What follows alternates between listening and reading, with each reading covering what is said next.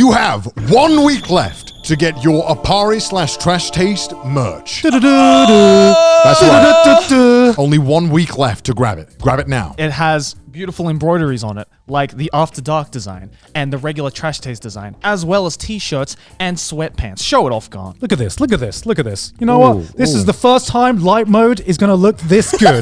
Yeah, it's embroidery. We wanted it to last this time. The merch is a little bit more pricey than before, but it will last and it will be around for a long time, and the quality is insane. We've promoted Apari many times, and every time their merch sells out, so we know you love their quality. And of course, for every person who does buy any of the Trash Taste items, you'll get a special personalized postcard from the Boiis, just for you. So you have 1 week left to get your merch. And I got to be honest, if you ever approach us wearing this Trash Taste merch, you'll get a firm, crisp hug and a handshake from me. A chef's kiss as well. Maybe a kiss on the lips. Who knows? I don't know. Yeah. It's the final countdown. We can't get out. No copyright claim. No copyright claim. So if you'd like to grab your hands on the Trash Taste merch, because after next week, it's going to be gone forever. Go down, links in the description below. Grab some for yourself. Back to the episode. My I need God. to hydrate, man. Here's some water, please. Oh dear, my throat is awfully parched. Is it quenched now? You know where I learned the words parched and quenched? Where? Nintendogs. Really? Because language? Yeah, because in Nintendogs, when it says that you need to give your dog water, it says parched. And then when you give the dog water, it says quenched. I think I learned the word parched from the film Inside Man or Inside Job. I can't remember which one it is. I think it's Inside Man, because there's an interrogation scene. Yeah. And the guy's like, can you give me some water, please? My throat is parched. And then the guy's just like, bro, no one says their throat is parched. Shut the fuck up. Shut the fuck up and tell me what's going on. Hello and welcome to another episode of Trash Taste. That's such a weird way to remember a word. I don't know. How vivid of a memory is this? So where'd you guys learn new words from? Because like I just told you, Nintendogs. Yeah, sometimes you just hear a word and that sticks with you. Video games, I learned all my video games, language from. movies. Nowadays, I pronounce something incorrectly on a fucking video or live stream, and I get 10,000 comments and emails telling me I pronounced it wrong. And then that's a pretty good way at learning. English was your first language. Yes, hello, this is Trash Taste. It is I, the biggest Miku fan, apparently. Idol simp Garnt right here.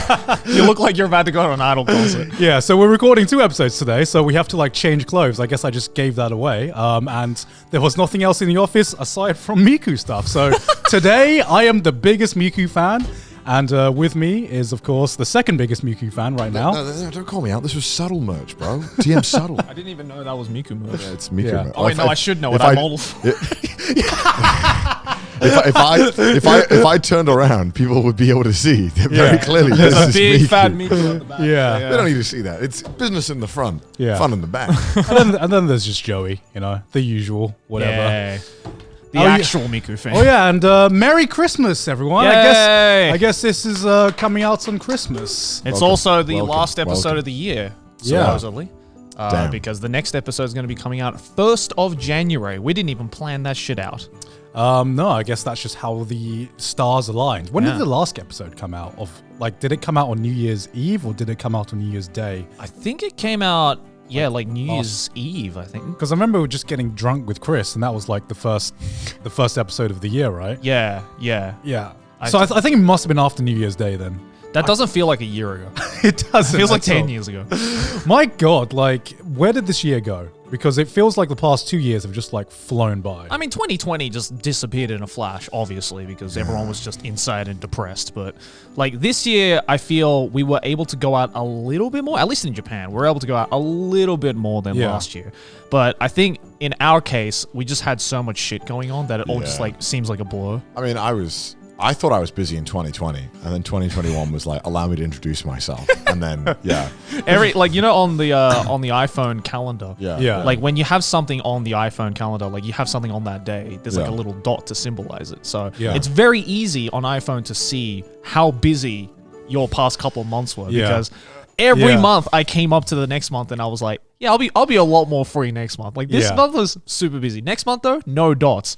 Enter that month, all dots. Yeah, every time. It's like, oh cool, I had 3 days off last month. No wonder I'm fucking tired. Yeah, it was really surreal seeing just your calendar fill up, because I remember when I first moved to Japan, I thought, who needs a calendar? We're YouTubers. We don't need calendars. We make our own schedule. You move to Japan and slowly you're just like, maybe I need a calendar just to like keep track of like 1 or 2 days. And then more stuff keeps creeping in. And then you're just like, oh, wait, I need to put my personal life on my calendar as well.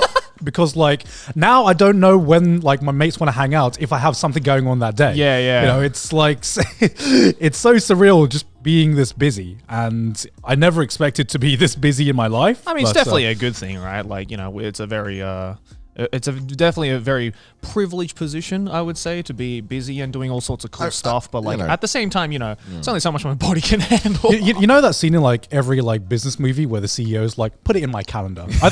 I thought that was just a cliche. Deborah, pencil it in. Oh, do I have time for this meeting? Put it in my calendar. It's only a matter of time until we all have our own Deborahs that have to pencil shit in for us. I think so. I unironically want an assistant. Yeah, right? I know that sounds terrible. I thought like, what the fuck? I would never want one. But now I'm like, oh, actually, you know, a lot of things could be helped if I had someone who helped schedule things. Yeah, I know a couple of like YouTuber friends who live here that have like personal assistants, and I'm like, oh my god, that seems like a fucking lifesaver. Oh man, the thought of having to like speak to someone and be like, hey, my life's a mess. Can you help me? Like, it's not about that. Like, I feel, I don't know how to explain it. I'm embarrassed about having to get my life in order. You know what I mean? That's what it is. So it's like going to the doctor. I don't want you to tell me that I'm shit at health. Like, I know that, but if I go to the doctor, I'm gonna have 100% confirmation that I am unhealthy. I just don't want to be that guy who's like, talk to my PA. Yeah. Talk to my assistant. I never do that. But it's like, let me say, like, if you want to like get permission for stuff or get like, I don't know. You're like, okay, I need to be able to like arrange all the shit. Can you help me do that? I don't know. But like, I mean, some days, like, I don't know, about 4 days of the week, I pretty much fill my schedule up from literally like 8 o'clock till like midnight. Yeah. It's like full stuff, doing stuff. But I like that. I like doing it. And live streaming has added a bunch of time that needs to be squished. Yeah, I mean, you've put more work on yourself this year, because I feel like this year is the year that you've really upped your live streaming schedule. As like, you basically have almost like 3 channels now. You got Trash Taste, you got your main channel, and then you got your live stream channel, right? Yeah, well, because now I'll do live streams in the morning or the evening. So if I'm not doing something in the morning, like let's say if I have something at 12 o'clock, like like we record Trash. Or today we did it at 11. Yeah. Right? But if we did it at 12, I would be like, all right, sick. I'll wake up at 8. I'll live stream until 12. I'll come here. Yeah. And then I'll like work all day, and then I'll go do something in the evening, and then I'll sleep. This is why I can't watch shows, actually. This is what I've realized. I literally have no time. I don't know what Joe's excuse is. I'm like streaming until I sleep. So I realize I have no time to watch TV. Literally have to pencil in the times I watch anime now. Right? Because here's like the ultimatum of every anime YouTuber, right? Yeah. Because a lot of the times it takes more work to make a video about an anime than to watch an anime. Yeah. So I actually have to pencil in, okay, this is the time I'm going to put into making a video about anime, and here's the time that I have to pencil in to watch anime. And like the time I pencil in to watch anime is like this. The time I pencil in to make videos is like that. Yeah. You know? This is like the equivalent like doctors having to like study new practices to stay on top of their game. Yeah. It's like, I have to watch anime. I just want to R&D. I just love to think that like, you know, if I was like if someone was like a mate of Garnt and was like, hey Garnt, you want to like hang out on X day at X time, and Garnt just being like, sorry man, that's anime time. literally there have been times where Sydney's like, Garnt, can we hang out on this night? And I'm like, sorry Sydney, it's my anime watching night. It's part of my job. I need to keep up with like what's airing right now. My friends laugh at me because I have to like ask them. I send them email like invitations to like times to like hang out. Yeah. I'm like, let's hang out. I'll send you an email. Yeah. To like put it in your calendar. Because I'll forget. And like you send them like a Google Calendar notification. I think about like the last 10 times I agreed to hang out with someone, at least on like a call, not like in person. I've never like not turned up in person, but like on call to hang out with people who like I don't get to see often, or people who live in other countries. Yeah. I think like the last 5 out of 10 that I didn't put in my calendar, I think I like turned up late or just forgot about. Yeah, if I don't put it in, and I feel terrible about that. I'm a bad friend, but yeah. If I don't put it in my calendar, because sometimes you get like free time, or you think you get free time, you're like, do I actually have free time? So you whip out the calendar and you're like, oh, I do have free time. And then an hour passes and you get a message and you're like, oh, weren't you meant to be? We're meant to have a call, or we're meant to be hanging out. And you're like, oh fuck, it's a lie. It's so vivid. It's a lie. For me, it's like the problem is like, you know, going back to like the Apple Calendar thing. I'm like, all right, finally, I wake up and I'm like, finally. a day where the dot is non-existent.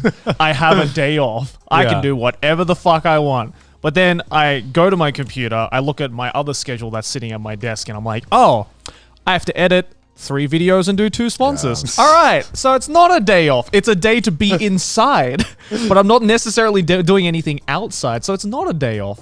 And yeah, that's been my life for the past 2 years. Do you guys have to-do lists? Yeah. I've been starting to like do to-do lists now because I have to forget what I have to do. To-do lists, the day I discovered to-do lists, to do like a caveman standing over a rock. Yeah, game changer. There was a list of things I had to do. It changed my mind. I don't even think cavemen were that impressed when they discovered fire. Like, because like one of my friends hate us for these easy tips. Honestly, dude, like, especially when it comes to like our stuff, because we have so many things that we have to do and so many things that we want to do. Yeah. Right. So my dad actually taught me like how to make the perfect to-do list, which is you wake up in the morning and you think to yourself, all right, you jot down everything that you can think of that you can do and that you have to do. You jot it down, and then from that list, everything that is super important goes to the top. Yeah. Everything that else that can wait a couple of days goes to the bottom. Yeah. And then you go on with your day, you tick off everything that you do. And at the end of the day, if you're left with a couple of things, that's all right. That becomes the top of your to-do list the next day. Right. And I've been doing that for the past year, and I've become infinitely productive. Like, I guarantee that's what Mudan does as well, probably. With the amount of shit he has to do. I have to ask. I'm like, how do I find more hours in the day, Mudan? Yeah. You seem to like pull from this infinite pool of hours that I don't know where you find. I don't want to. Mere mortals aren't meant to have that level of productivity. I threw away my humanity long ago. We don't want to wield that level of productivity. Like, I just want to know, what did Mudan sacrifice? You know, what? I think he like everything. hooked. What did it cost? Everything. I think he hooked his like brain and heart to a car battery. It was just like constantly just going. I can't wait for him to come on and explain himself. It's like, just don't sleep. But like when you talk to him, he's awful at like explaining how he's productive. Like he doesn't make it sound realistic at all. He's just like, I just wake up in the morning and just do it. Yeah, he's the epitome of just get good. Yeah, you like with Mudan, I only see like the input and output, like input editing work, output a video. I don't see like what happens. It's basically just like a black box, right? It's like the YouTube algorithm, because like you kind of know how it works, but no one really knows the inner workings of the YouTube algorithm. That's just like Mudan and editing for me, man. Have you ever seen Mudan edit? The only time I've seen him edit is on stream, and that's where he's also doing something else while he's editing. He's probably like holding back on streams as well, so people don't get freaked out. He's only using 2% of his brain. Sorry. Honestly, that's how impressive it is, because it's like, I think, people already know who watch the show are aware of just how much he edits for Trash Taste and also for me and Connor. But I think people forget that, other people also ask him to edit offhand he's editing as well. for Sydney now as well. Yeah, right? So I'm just like... And not to mention, he edits his own streams and he streams. And he also streams and as well. he also streams like pretty regularly. So I'm like, what? How? Man's a beast. I would like to know Mudan, what is your secret? When you come on, you can tell us. Please. Longer-awaited episode. We're also waiting for the country to open back up, which hopefully will finally happen next year as well. It's looking promising-ish. That's the biggest thing I'm hoping for. Yeah. I think it's going to happen next year. It's just when. It's like, is it going to happen early or late? That's the big question. I think everyone is saying like as early as maybe Feb or March, right? I think is when March would be nice. Visitors can come in, because right now I think if you're a non-visitor, so if you're like a student or you're on work visa or stuff like that, you can technically come in now. Yeah. Not that I've seen any actual examples of people coming in. Well, I assume they need to get... I haven't looked into the process, but I assume they need to reapply for some kind of application or process. Assume so, yeah. Because, not tourists, but at least if you have a working visa or you've been waiting for like a job or to study here, then you can come here, which is good. Which is like, it shouldn't have taken 2 years to get to this point. Yeah.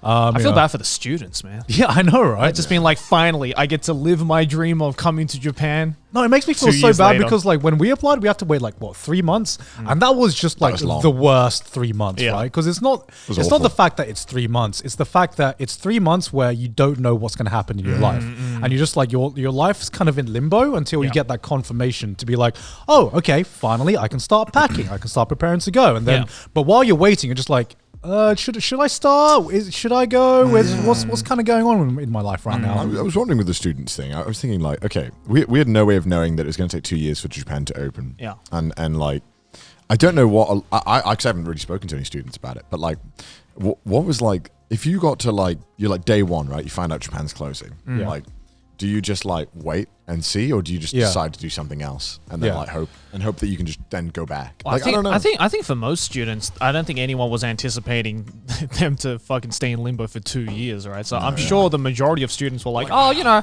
I still got time, I can wait. But fuck, right? imagine losing 2 years of like, I guess, progress you could have made in your 20s. Yeah. But then again, it's not really that important because I guess a lot of people in life didn't start doing their main thing until they were like 40. So I guess it really doesn't fucking matter. Yeah, true. Yeah, I mean, but I think what sucks is that you just have 2 years where you can't really commit to something. You know, that's what really sucks for me.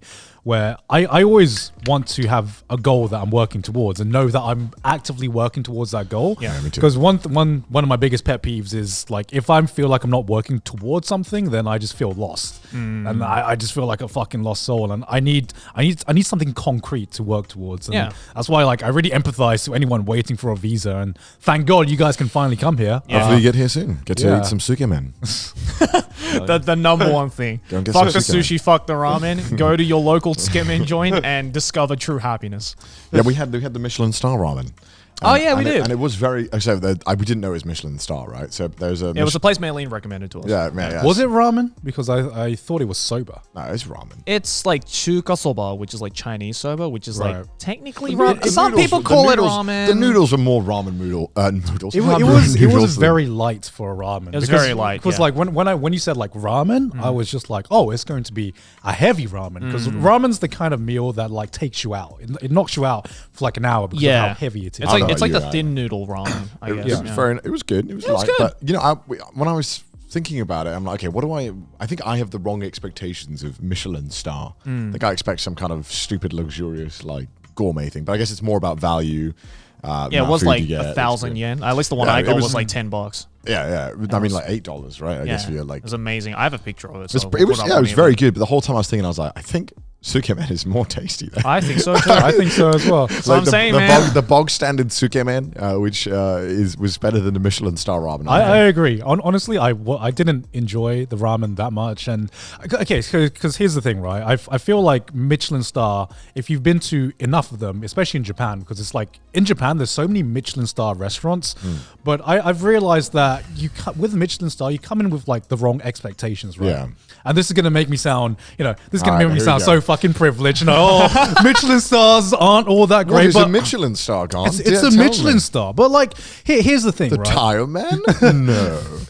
Like, here's the thing. When you go into a Michelin star restaurant, your expectations are like up here. You're like, as Garnt knows all well, because he often frequents the Michelin star. Of course. No, but like, you come in with these expectations that you're gonna get like a meal that's a cut above the rest, right? Yeah. And so you start judging things harsher than if you just go to this random restaurant and just like find out that there's like amazing food. Because in Japan, I feel like there is just as many restaurants that have food that are like Michelin star quality that just haven't been discovered yet, and to me, like, Michelin star isn't always the indicator of this is the best meal that you can get in Japan. Right. What it only means is that it's become famous enough that people have started to notice it. But there are so many hidden gems, and like, for example, with the Michelin star ramen, that is not like the best ramen that I've had, or the best sukemen I've had. I've had right?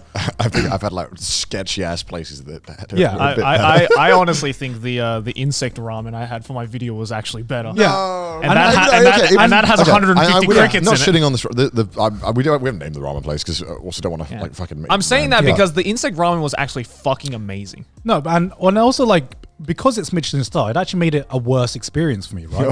Because you wait in line because your expectations are too high, right? Well, one, your expectations is high, and two, it's really, really fucking busy, right? So in this ramen shop, it's a tiny ass ramen shop. It's like when we say Michelin star, it's a normal ramen shop. Ramen stores in general are like not. I would say they're good dining experiences. Yeah. Like it's like if you want to come here and chill out with your friends, don't go to a ramen place. It's a come in, eat and go. Yeah. I mean, that place only seated like what, 10, 12 people maybe. Exactly. It's busy. It's like narrow. You're like, if you're even remotely larger than normal, you're gonna have a tough time squeezing past everyone. It's like not fun. We went at about 2 p.m, so not even close to peak time, and we still had to wait like a good 20 minutes, good 20 minutes. And this is when the country is closed to tourists. So when tourists come back in, I was talking to some people who've waited for this ramen for like an hour and a half, 2 hours, right?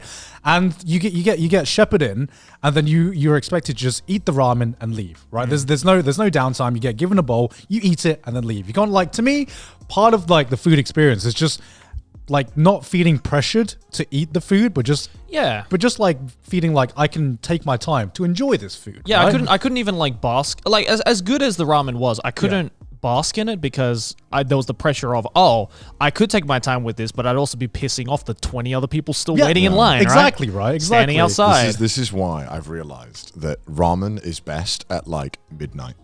Yeah, like you can just like, because they always time with it. They always serve beers. Everyone's having like a good time in there. Like it's a way more fun atmosphere. Like some of the stores that open 24 hours normally have a few more seats as well. It is the ultimate midnight snack for sure.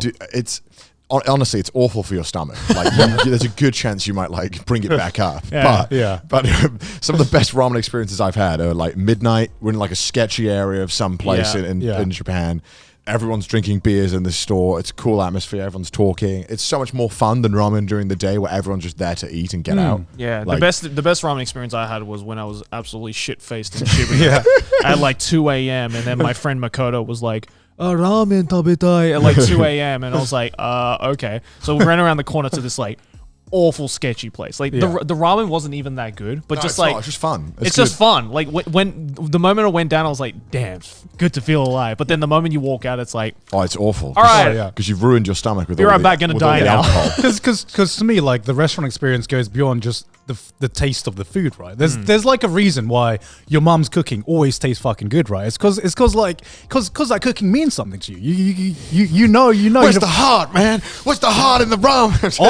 Honestly, you can taste in some Japanese restaurants where they put the heart into the cooking. And like it's so obvious with some like very small shops. I mean, I just think that I realized that I don't like ramen as much as I want to like ramen. Like, I Uber Eats sukemen on sometimes, and that shit is fucking good. Yeah. Because also ramen travels terribly. That's why I never ever order ramen.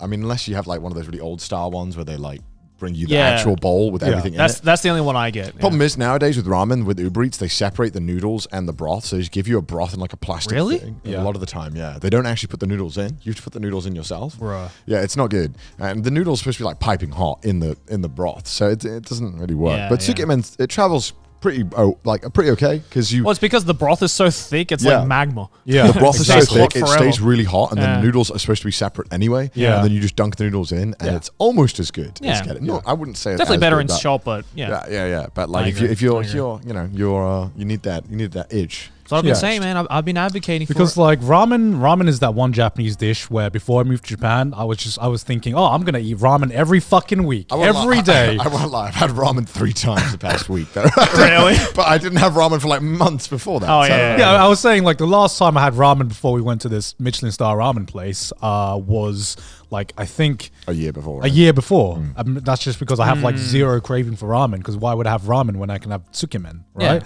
Like, but the one dish that I haven't got bored of though is sushi. Like I eat sushi at least once a week. Really? At least once a week. Damn, you eat more than me. And I love sushi. I probably go maybe like 2 or 3 times a month. I wish there was like a really quick and easy one near my house. I would probably go. I don't want to order it. It doesn't order well, but like I feel like there's a few conveyor belt sushis near my place, and it's just perfect for lunch, man. It's quick, like it's the easy. ones that are like 100 yen, because like even like the 100 yen sushi, which is like 80 cents for like one piece of like salmon or something. Like, it's so good. Yeah, honestly, like my experience with sushi in Japan is that I've also Maylin's taken me to some Michelin star sushi places as well, and of course she has. Maylin only eats if there's Michelin men.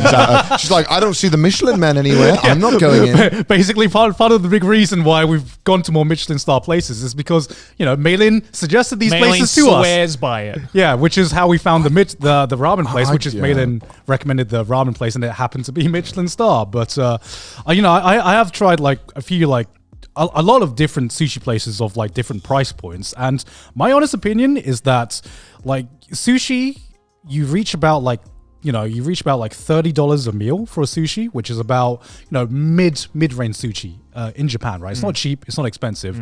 And that's about as good as it gets to me, because you can get sushi from like $30, like $100, like $200. Like gourmet, super famous chefs out there, like, how dare you guys? Yeah.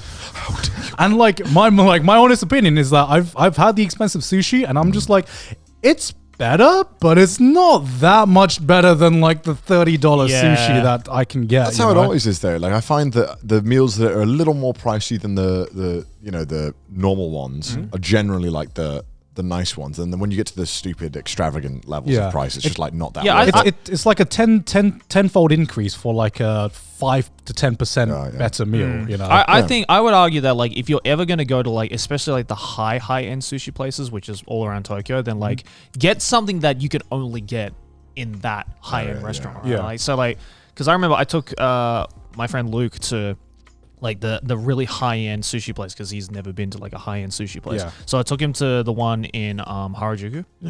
And it was like $400 between the two of us. So it's like really some high. Rice and a bit of fish. But that place has like I think, I don't know if you guys have been to it, but like it's the one where you can have like the 9 different types of sea urchin. Oh, there's okay. 9 different types of sea. Yeah. So they do this like special I don't even thing. want one type. Yeah. So there's a special thing where they do like 9 different types of sea urchin. We're talking about sushi. I haven't had much. And you can like my stomach's just like and you can like taste test like the different types of sea urchin from like different parts of Japan and around the world and stuff, and like that is like cool because I'm literally salivating. Yeah, right? I'll give you $0. Like that is cool because I've only ever seen that in that store. Like it's expensive, That's but cool. that is an experience that you can only get in that store. Like you can't go to like a fucking sushi chain for that shit, right? But like if you're just gonna go to a high-end sushi place and just order fucking salmon on rice, then like there's no point. There's no difference. Like the average person is not that much of a sushi snob where they're gonna be like, oh, this isn't the high grade salmon that they're using. It's just like, even if it's high grade salmon, it's like a like 5% increase on how better the taste is, right? And sushi is basically just, it's rice, it's the fish, it's the wasabi, and it's just like the soy sauce they put on top. And like it's basically, you just have to like make sure the ratios are right, and then there's only like so much the fish can be fresh, right? Yeah. At which point do we just like say, hey, you just can't make this taste any better with the ingredients you're given, right? Because unless you have like 10 times the number of taste buds than the average human, exactly, it's not going to change. Yeah, exactly. Like my tongue doesn't. I'm not part of like Shokugeki or something. I can't like taste like the exact percentage of salinity in a fucking dish. Although I must say, when I did try the 9 different types of like sea urchin, I was ready to take my shirt off from how good it was. Just like, I'm just an unagi fan, man. It's my favorite food in Japan. Unagi, it's the best. Yeah, man. but see, like even like so unagi, good. right? Like after a So certain good. price range, it's like, oh no, you can't taste the difference. No. Yeah. But like that's why like if you could just go to an unagi place, it's kind of expensive unagi in general, but I mean like even like the lower price point ones, I'm always like satisfied. I'm always very happy. Exactly. And I think it's somewhat good for you, so that's good. Is it? It's not terrible. It's not terrible. It's got a lot of like a lot of good omegas, those fishy oils. But they are also going extinct as well. That's the reason why the prices are getting higher. Isn't it like Japan eats like 80% of the world's eels or something? Something like that. But then there's tons of eels from other countries. It's 80. It's like most of Japan's eels they've like nearly eaten. Yeah, they're like almost all gone. That's why they're just getting more expensive. Yeah. I saw like a whole Business Insider video on that. Yeah, because Japan has this thing of like we don't want to import foreign things. It's lower quality. Well, they're starting like eel farms now, right? Yeah, where they import the eels like as babies from other countries, and then grow them in Japan. They're Japanese eels. It's just like Japanese eels. Yeah, Hafu eels. Yeah, which is why I realized, when you go to a restaurant and they serve you this like really expensive dish or really expensive meats, right? Yeah. That doesn't necessarily mean it tastes any better because a lot of more expensive meats weren't that expensive in history, right? So the taste hasn't changed. Like for example, lobsters, they used to be like peasant food. Yeah, they used to be like peasant food, or caviar, peasant food. You can't say peasant food without someone laughing in the office. Tide Pods used to be peasant food, now gourmet. Salmon used to be peasant food as well. Yeah, I know. No, it's not peasant food. Listen, at sushi restaurants. Listen, most of the time, right? These fucking restaurants, the ones that are like the super high end, you feel so fucking out of place because you're not like an oligarch from Russia. Yeah, I don't feel like I belong there. I want to go to the place that has a cool vibe. Yeah, the food's a little more pricey than going into like a Yoshinoya or something. Yeah. You know, it's like a little bit more. You get a vibe. You have a chill time. There's no expectations. You don't have to worry about how you've been dressed. That's the vibe I like. Yeah. It's a nice time. I just want to have my $12 burger that's like, it's better than McDonald's, but it's got a little gourmet, but it's not gourmet, but they put avocado on it or something. Ooh. I don't know. Just that middle price point is my comfort zone. I'm like, this is nice. Yeah. I just want to feel like the cooks and the chef care about their food. Yeah. I think that's a big thing for me. Yeah. When I order a drink and they ask me if it tastes okay before they serve it to me, that's when I feel like I'm out of my depth. I'm like, I've never done this before. I order the thing, you give me the thing. Yeah. Is our Michelin star water fitted for your needs? If I order a wine, just give me the wine. Even if I told you it doesn't taste good, you should just laugh at me and be like, well, that's you did buy it's the small things. If I get served food and like they come and ask like, oh, how was it? Was it good? I'm just like, you know what? You care enough to like care about my opinion. I meant as in like, they're gonna take it back if I say no. Not like, am I enjoying it? But that's the kind of restaurants that when they bring out the dish or whatever, and you look at it and you're like, what is this? And then a light novel title of explanation starts, right? And it's like, can I just eat it? It's like two bites. I would be done by the time you finished explaining this, and I wouldn't care otherwise. Those are the ones where I'm like, if they came up to me and they were like, was it any good? And if I hypothetically said no, then they would be like, what can we do to help you? No, because what the experience I remember was during the cycling special where we went to that restaurant with that grandma who was basically just like eyeballing us as we were watching. She pretty much pulled up a chair and sat with us. I mean, it was like your aunt feeding you. Yeah, exactly. That was so fun. I love that place though. It's just because like when someone, because I get it, because like when you cook a meal for someone and they enjoy the food and they think it tastes good, like there's such a rush to that, right? And I feel like I've seen enough chefs who, obviously it is a job. I understand some people just do it for a job, but there's just a magic to a chef or a cook who cooks the food and just gets such an enjoyment from seeing people enjoy their food, right? Because I don't know, this isn't just chefs, but if I just see someone enjoying their job, that just makes my day better, even if you just go to a fucking McDonald's and you see like that one person with a genuine smile and you're just like, you know what? Good for you, man. You're having a good time working at McDonald's. I'm fucking happy. I don't know, man. If it was a McDonald's, I'd be like, oh, someone's getting blackmailed. Because you ordered a McSmile, Garnt. Can I get a smile for that? Which for some reason on Uber Eats in Japan, at the bottom of the page where you order all the stuff, there is a McSmile option for €0. And I don't understand how you would purchase said McSmile because I'm not there to see the smile. Is that natural? Genuinely, go to Uber Eats. Yeah, because in Japan, my day is ruined. Yeah, it is a lie. In Japan, if you go into a McDonald's restaurant and you say, "Can I get a smile, please?" then they'll give it to you. But they have to. And I was fine with that, right? I don't agree with that. I don't think someone should have to smile upon me requesting. Have to smile. But why the fuck on Uber Eats is it listed? Is the Uber delivery guy gonna smile for you? I don't know, because I don't even see him because they have the fucking drop it off at my door option. Just fucking like take like an Instamax. Just slide it under the door.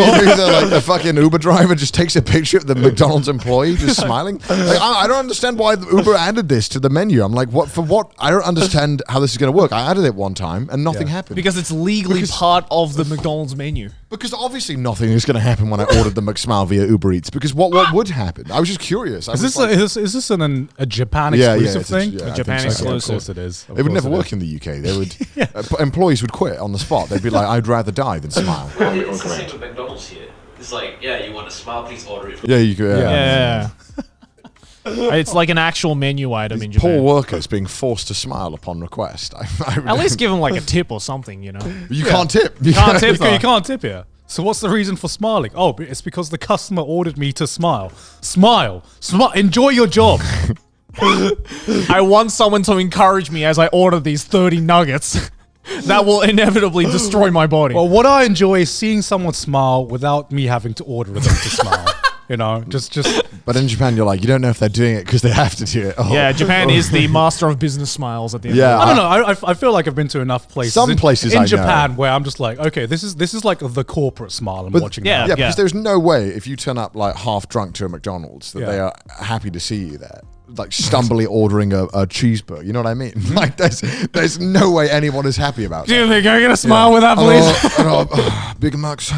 So I see maids in Akihabara, and guys, I don't think they're really happy to talk to the customers. I don't know, man. No. Maybe they're just not excited to talk to the people that they seem like they want to talk to. You know when you watch someone smile but their eyes aren't smiling? That's all the maids in Akihabara. It's like they sound so chipper, and you know they have a big smile on their face as they're waving to you like this, but deep in their eyes is just Well, their industry is also dying, so Yeah. I mean, you can't be too happy about Yeah. that. I mean, there's like significant amount less of made stores or cafes. And now they all have masks on, so they're probably not even smiling under the mask either. A godsend. A godsend. How can you tell if they're smiling now? They've perfected the "I sound happy without smiling" voice, you know. Nico, ni, just like that under Like, the Good. They shouldn't have to smile. Yeah, I'm they all for shouldn't. people not needing to smile. That's all right. I wasn't going to go into those maid cafes anyway, so don't worry about it. Really, Jerry? Really? I've been to one. It's fucking sucked. Wow. Yeah. So, I've been to one as well. yeah, we've established many times on this podcast that they are the worst thing on They are the earth. worst. And Have you been to one? no, I don't need to go to one to know I don't want to go to one. I'm violently uncomfortable by It's an experience. You should try it at least once. because I know so uncomfortable. It's like the most un-British thing on earth, and I can't do it. I can't. And I've seen saw offline TV went to one, and I'm like, I can just only imagine how awkward this was when they were in there. Like, this is terrible. I would go back solely for the reason to take Chris with me. that would be an amazing video. That's what I wanna Chris see. to a There's a maid lot of cafe. things I would do just to make Chris suffer and to make myself suffer as well. Can I take you and Chris to a maid cafe? Sure. We'll see how you guys react to that. Sure, why not? Trash Taste Maid Cafe special. Let's go. Problem is, Chris's reactions often off camera are almost funnier than his on camera reactions. Because he'll just be like, shit, that was shit, Connor. Why'd you make me do that? Seeing Chris do like the love beam or whatever. I can't remember what they say there. The Moi Kun Kun. Oh, the Oh Moi my Kun Kun. God. That's it. I want to see Chris do that. Chris has gotten to the point where he's just the most entertaining, miserable British man. Like, he's so funny to watch be miserable because he's perfected the art of you don't feel bad for making him angry. Yeah. You know what I mean? Yeah, Like, yeah. some people, when they get upset or uncomfortable, you're like, you feel sorry for them. But Chris has perfected the way of you just don't feel bad for laughing at Chris when He's when the only not- man that can somehow laugh while having a frown. No, yeah, on his exactly. face. Yeah, That's yeah. what you don't like. But that's what's so good about being British is that people don't feel bad for laughing at you when you're uncomfortable. Yeah. Because people just they're like, oh, he's having a horrible time. It's funny. It's great. Like to me, with maid cafes, to me, it's the perfect determiner to see if someone's like a lost soul when it comes to differentiating between anime and real life. Yeah. Because if you go to a maid cafe and you don't feel uncomfortable, then to me that makes me feel like Ripperoni. Ripperoni, he's a lost soul right now. Because maids are meant to act like anime characters, Yeah. right? And there's nothing more uncomfortable to me than seeing a real life anime character right in front of my eyes. Well, because in real life, it's extremely uncomfortable to see somebody talk that way. It's please just because people please do just not act talk normal. that way. Please right? just act normal. Yeah. Please, I'm begging you. Please just, I don't know, slap me or something. I don't know, anything but this. Just talk to me like a human being, Yeah, please. exactly. This episode is sponsored by Shadowverse. Shadowverse is an awesome anime card game featuring great art with a fun-loving community of over 1 million daily battles. Gentlemen, did you also know that it's free to play on mobile and PC? Damn. Yeah, I know. And if you sign up now, they're giving you a super generous deal that you get 53 card packs just for completing the tutorial. And don't forget, it has an amazing anime art style that is fully voiced in both English and Japanese. Damn. It is highly strategic to play with 8 distinct leader classes and a multitude of cards designed by some of the world's best card game players. And I heard there's a new expansion and collaboration that will be coming out at the end of December 2021. Very nice. All right, now that the script part's over, this game slaps. Okay, look, I'm gonna be real. Look, if you know me, you know I actually genuinely love Shadowverse. It's an amazing card game. I've reached Grandmaster in it twice now. Damn. And I can reach it a third time if I really wanted to. Just casual flex. Yeah. It's a casual flex. I can reach it anytime I want. It's a great game. Go play it. All right, well, that's Garnt's honest opinion. That genuinely is his honest opinion. opinion. Look, so if you also want to go play it, make sure to use that link in the description down below to download Shadowverse today. Back to the show. Considering this is our year episode, what have you guys been up to this year then? What's been the biggest growth, the biggest disappointments, the biggest achievements? Have you achieved anything this year?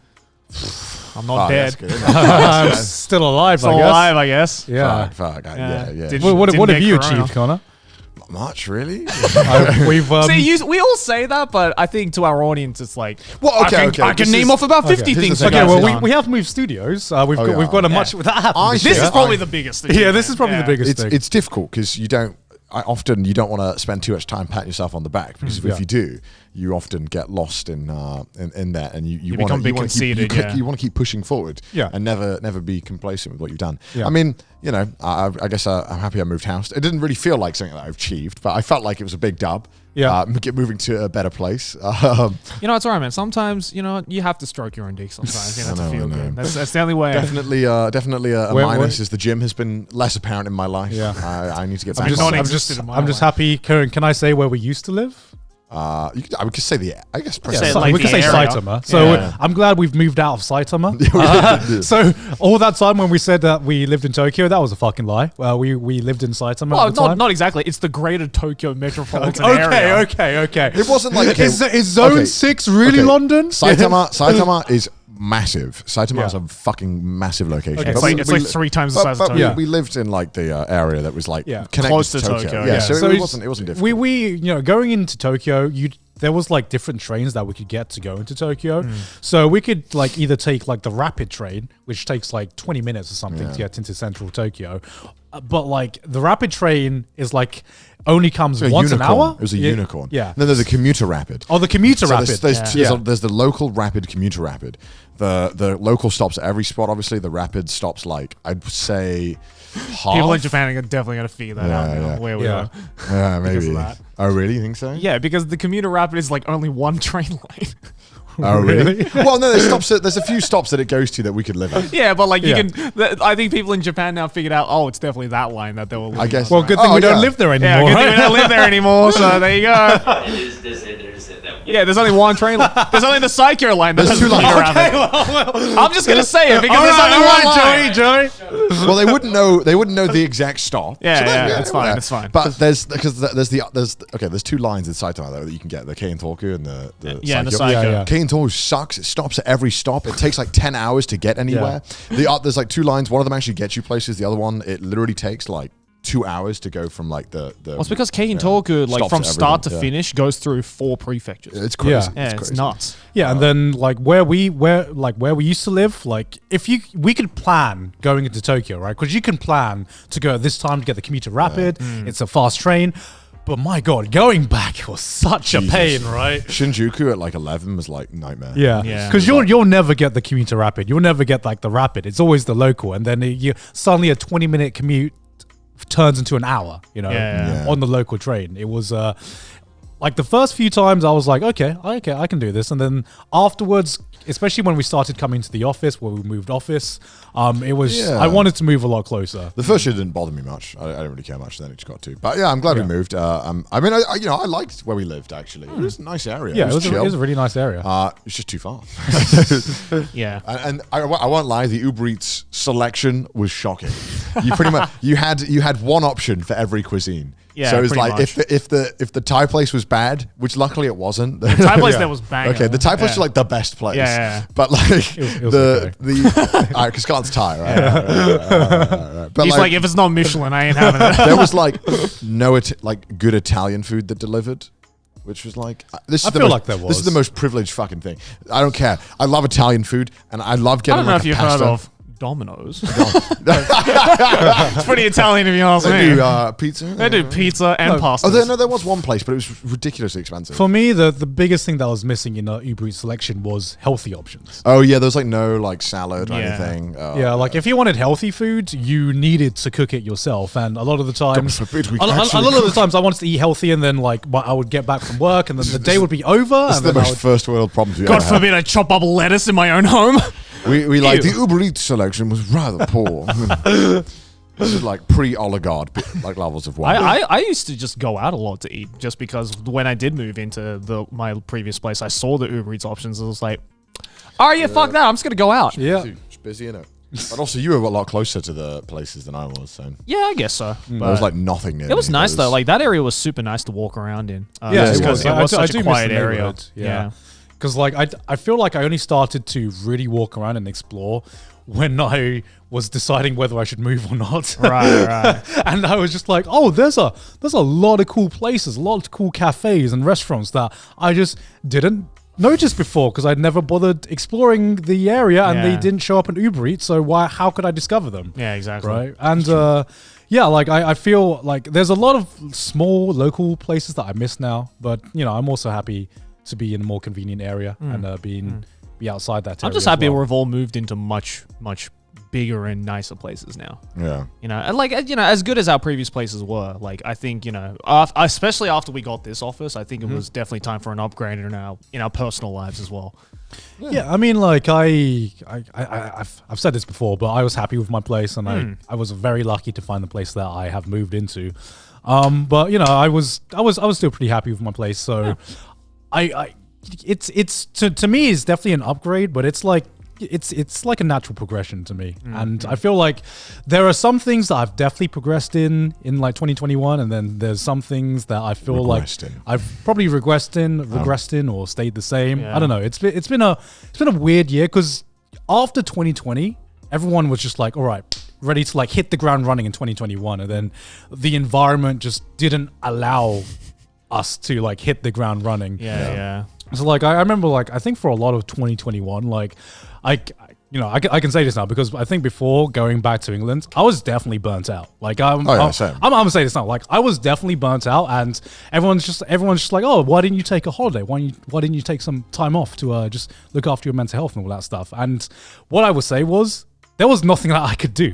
There was nothing that I wanted to do because what I wanted to do was see family, see friends, you know, back at home. See 2 2 years is a long time, man. 2 years is a very long time, and that was like my reset, right? So before that, like I was definitely burnt out, and I kind of just dealt with it by just trying to fill up my schedule and kind of just like ignoring it. And I didn't fully realize that until I went back to England, and I just had nothing on my schedule, and I just realized, holy shit, this is really refreshing. I'm getting a lot of ideas, and I want to go back to work now. I'm not doing a single thing.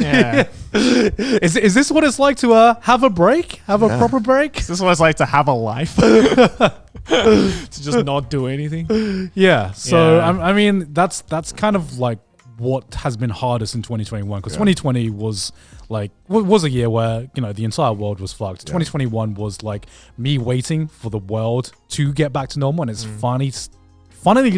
finally looking like it is going to get back to normal now.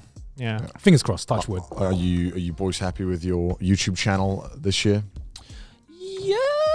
Which one, Joey? Which one? Yeah. Both. I love it because 2021 is the year that Joey finally became an AniTuber. Yeah. just not on the Anime Man just channel. Not on the Anime Man channel. Yeah. Yeah. I have I told Garnt about it, but because I've been uploading a lot more on my second channel now, and I've been making a lot more anime content on my second channel now, that I have a playlist on my second channel called Actual Anime Content. Just to poke fun. But like, I don't know. I don't know. I'm very harsh on myself when it comes to my YouTube channel and my content and stuff like that. So like, you know, I'm obviously proud of all the videos I upload on both channels. Yeah. Otherwise, I wouldn't upload it at all. But I'm definitely I'm fucking not proud of all of them. Oh, really? But like, I'm definitely one of those people that's like, after a week of that like honeymoon period, I'm like, yeah, I could have done better on that video.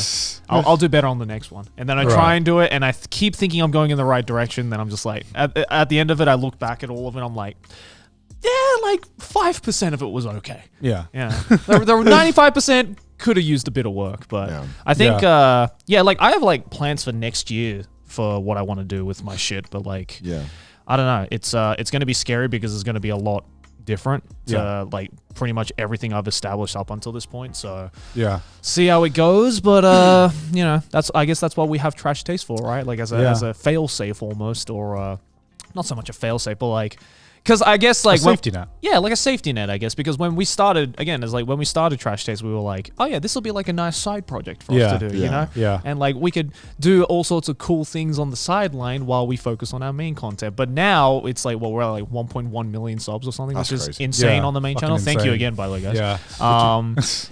And now it's like pretty much become like the main basket now, and our main channels and our side channels and whatever else that we do outside of Trash Taste has become the safety net almost. No, like Trash Taste has become like almost the number one priority. No, it is the number one priority. It is the number one priority. When we need to schedule a recording, that's getting done before any of my fucking videos any of my scripting, man. Yeah. Exactly. So it's like, definitely, because like we do have like lots of exciting plans for Trash Taste, obviously next year, which obviously can't tell you, but look forward to it. Yeah, I definitely plan my working week around Trash Taste, not the other way around. Yeah. And I think just like that, right? Like that mentality is already just telling of like, this is our main shtick now. But also when I think because all three of us are involved, I think I guess we probably pay more respect to the scheduling of Trash Taste. It's like, definitely. If I fuck over my own channel, that's my own problem. But if I fuck over the scheduling with like Trash Taste, it's like a burden to everyone. Yeah. And and we have people who turn up to help us with Trash Taste. So, when I fuck around doing a monkey tier list on my own channel, if I don't do that, it's it's on me, and that's it, right? No one else is doing it. I think that's like, I guess like going back to the whole like getting a personal assistant, right? Or like getting a team to help, behind the scenes of like my main channel and stuff like that. I think that's the one thing I'm scared of, which is like I'm gonna feel more pressure now to deliver on my main channel, because now it's not just me that I'm taking care of. It's I'm taking care of a personal assistant or like an editor or a manager or whoever, right? There's like multiple people's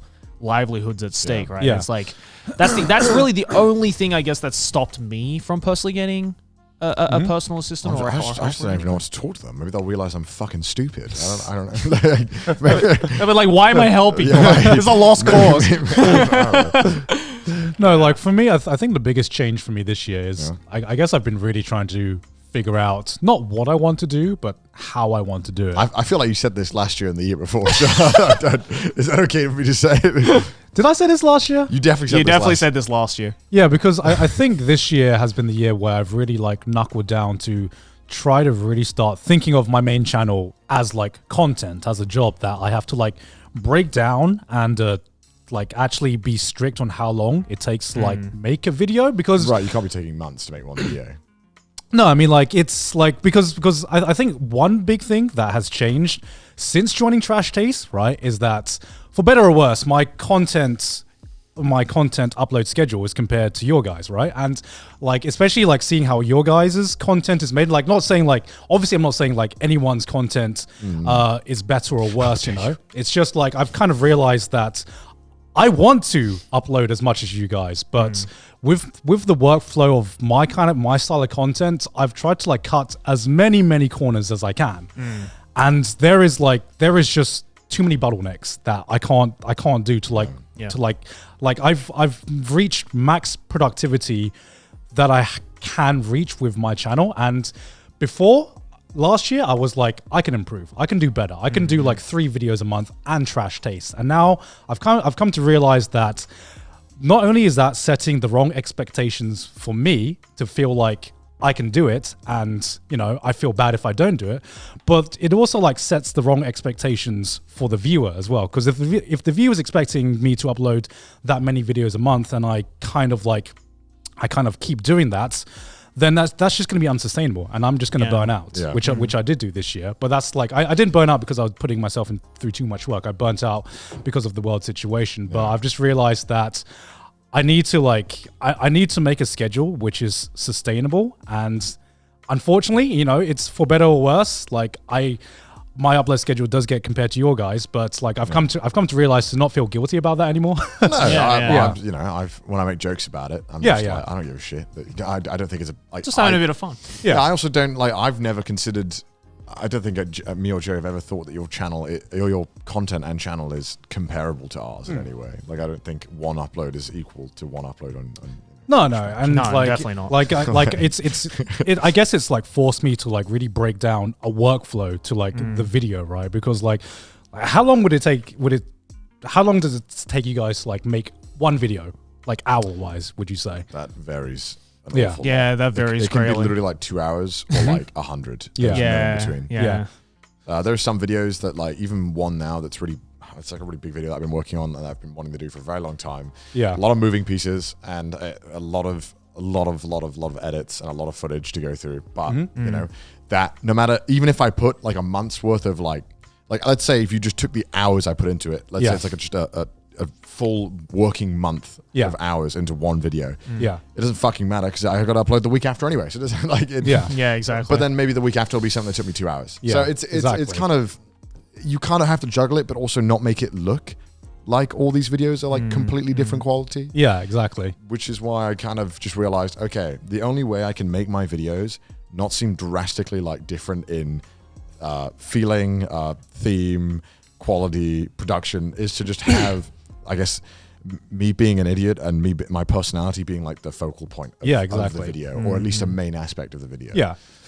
So like I had to break down for like, let's say like the fastest video I had to break down. Yeah, so had to break down like my video making process. Like the fastest video you can make is like say in like 2-3 hours, right? Yeah. So let's say you needed to get a video out. So I've had like a few times where I just need to get a video out, right? So that's a time on my end, not including editing. Yeah. So like for me, like I need to like pencil in, let's say I'm doing a video about an anime, right? So I have to pencil in hours, like around about a day to watch the anime, which like assuming it's like a season of anime, right?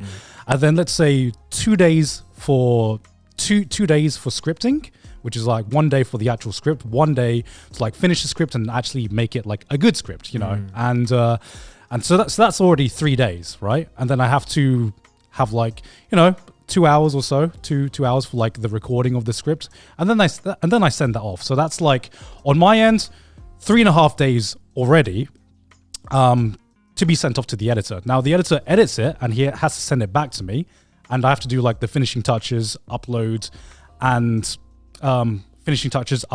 thumbnail and title, which if I'm really lucky would take half a day. So that's like 4 days basically of workflow from beginning to end. Let's say that, and that's if I'm fully productive and nothing goes wrong, right? That's the fastest I can make a video. Bold of you to assume I don't procrastinate. No, so that's 4 days in a week, right? Yeah. Trash taste is 1 day in a week, right?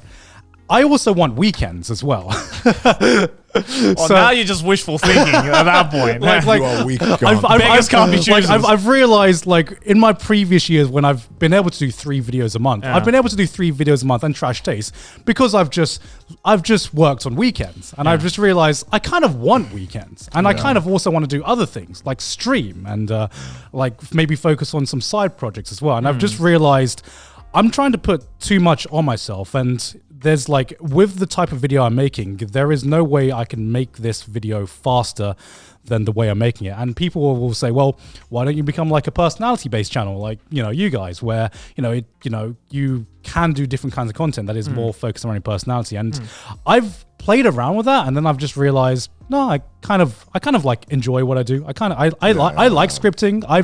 I've already got Trash Taste. I have a channel that is based around my personality, so-called, and so I've just realized that my main channel is always going to be a max cap 2 uploads a week, 2 uploads a month. If I'm lucky, 3 uploads a month.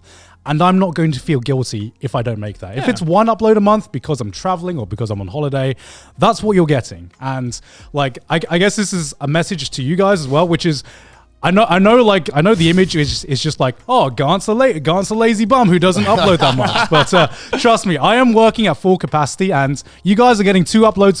You guys are getting 2 uploads a month, maybe 1 upload a month if I'm busy that month. But that is me at max capacity, and I'm not going to try to pretend that anything else is that. I honestly never saw a problem. Like, as much as I like, poking fun of it or whatever, in episodes and stuff like that, I honestly never saw a problem with your upload schedule, because again, like, I know how much work goes into the content that you make specifically. Like, you say you take 2 days to make a script. I sometimes take like a week to make a script because I'm nowhere near as good as making a script. Oh no, as you are. the 2-day script happened this year. Oh yeah, right. Before it would take like maybe like 3 days or 4 days before I can't script. But, but I feel the more scripting you do, the better you get at it because you understand, the basics of how to get a script down, right? Like, I remember the first script I wrote took me fucking forever because I was like, how do you write jokes? I've never written a joke down in my life and performed it off a script, right? So it's so, I would see like your upload schedule and then I would see your videos and I would think to myself, all right, if I were to make this video,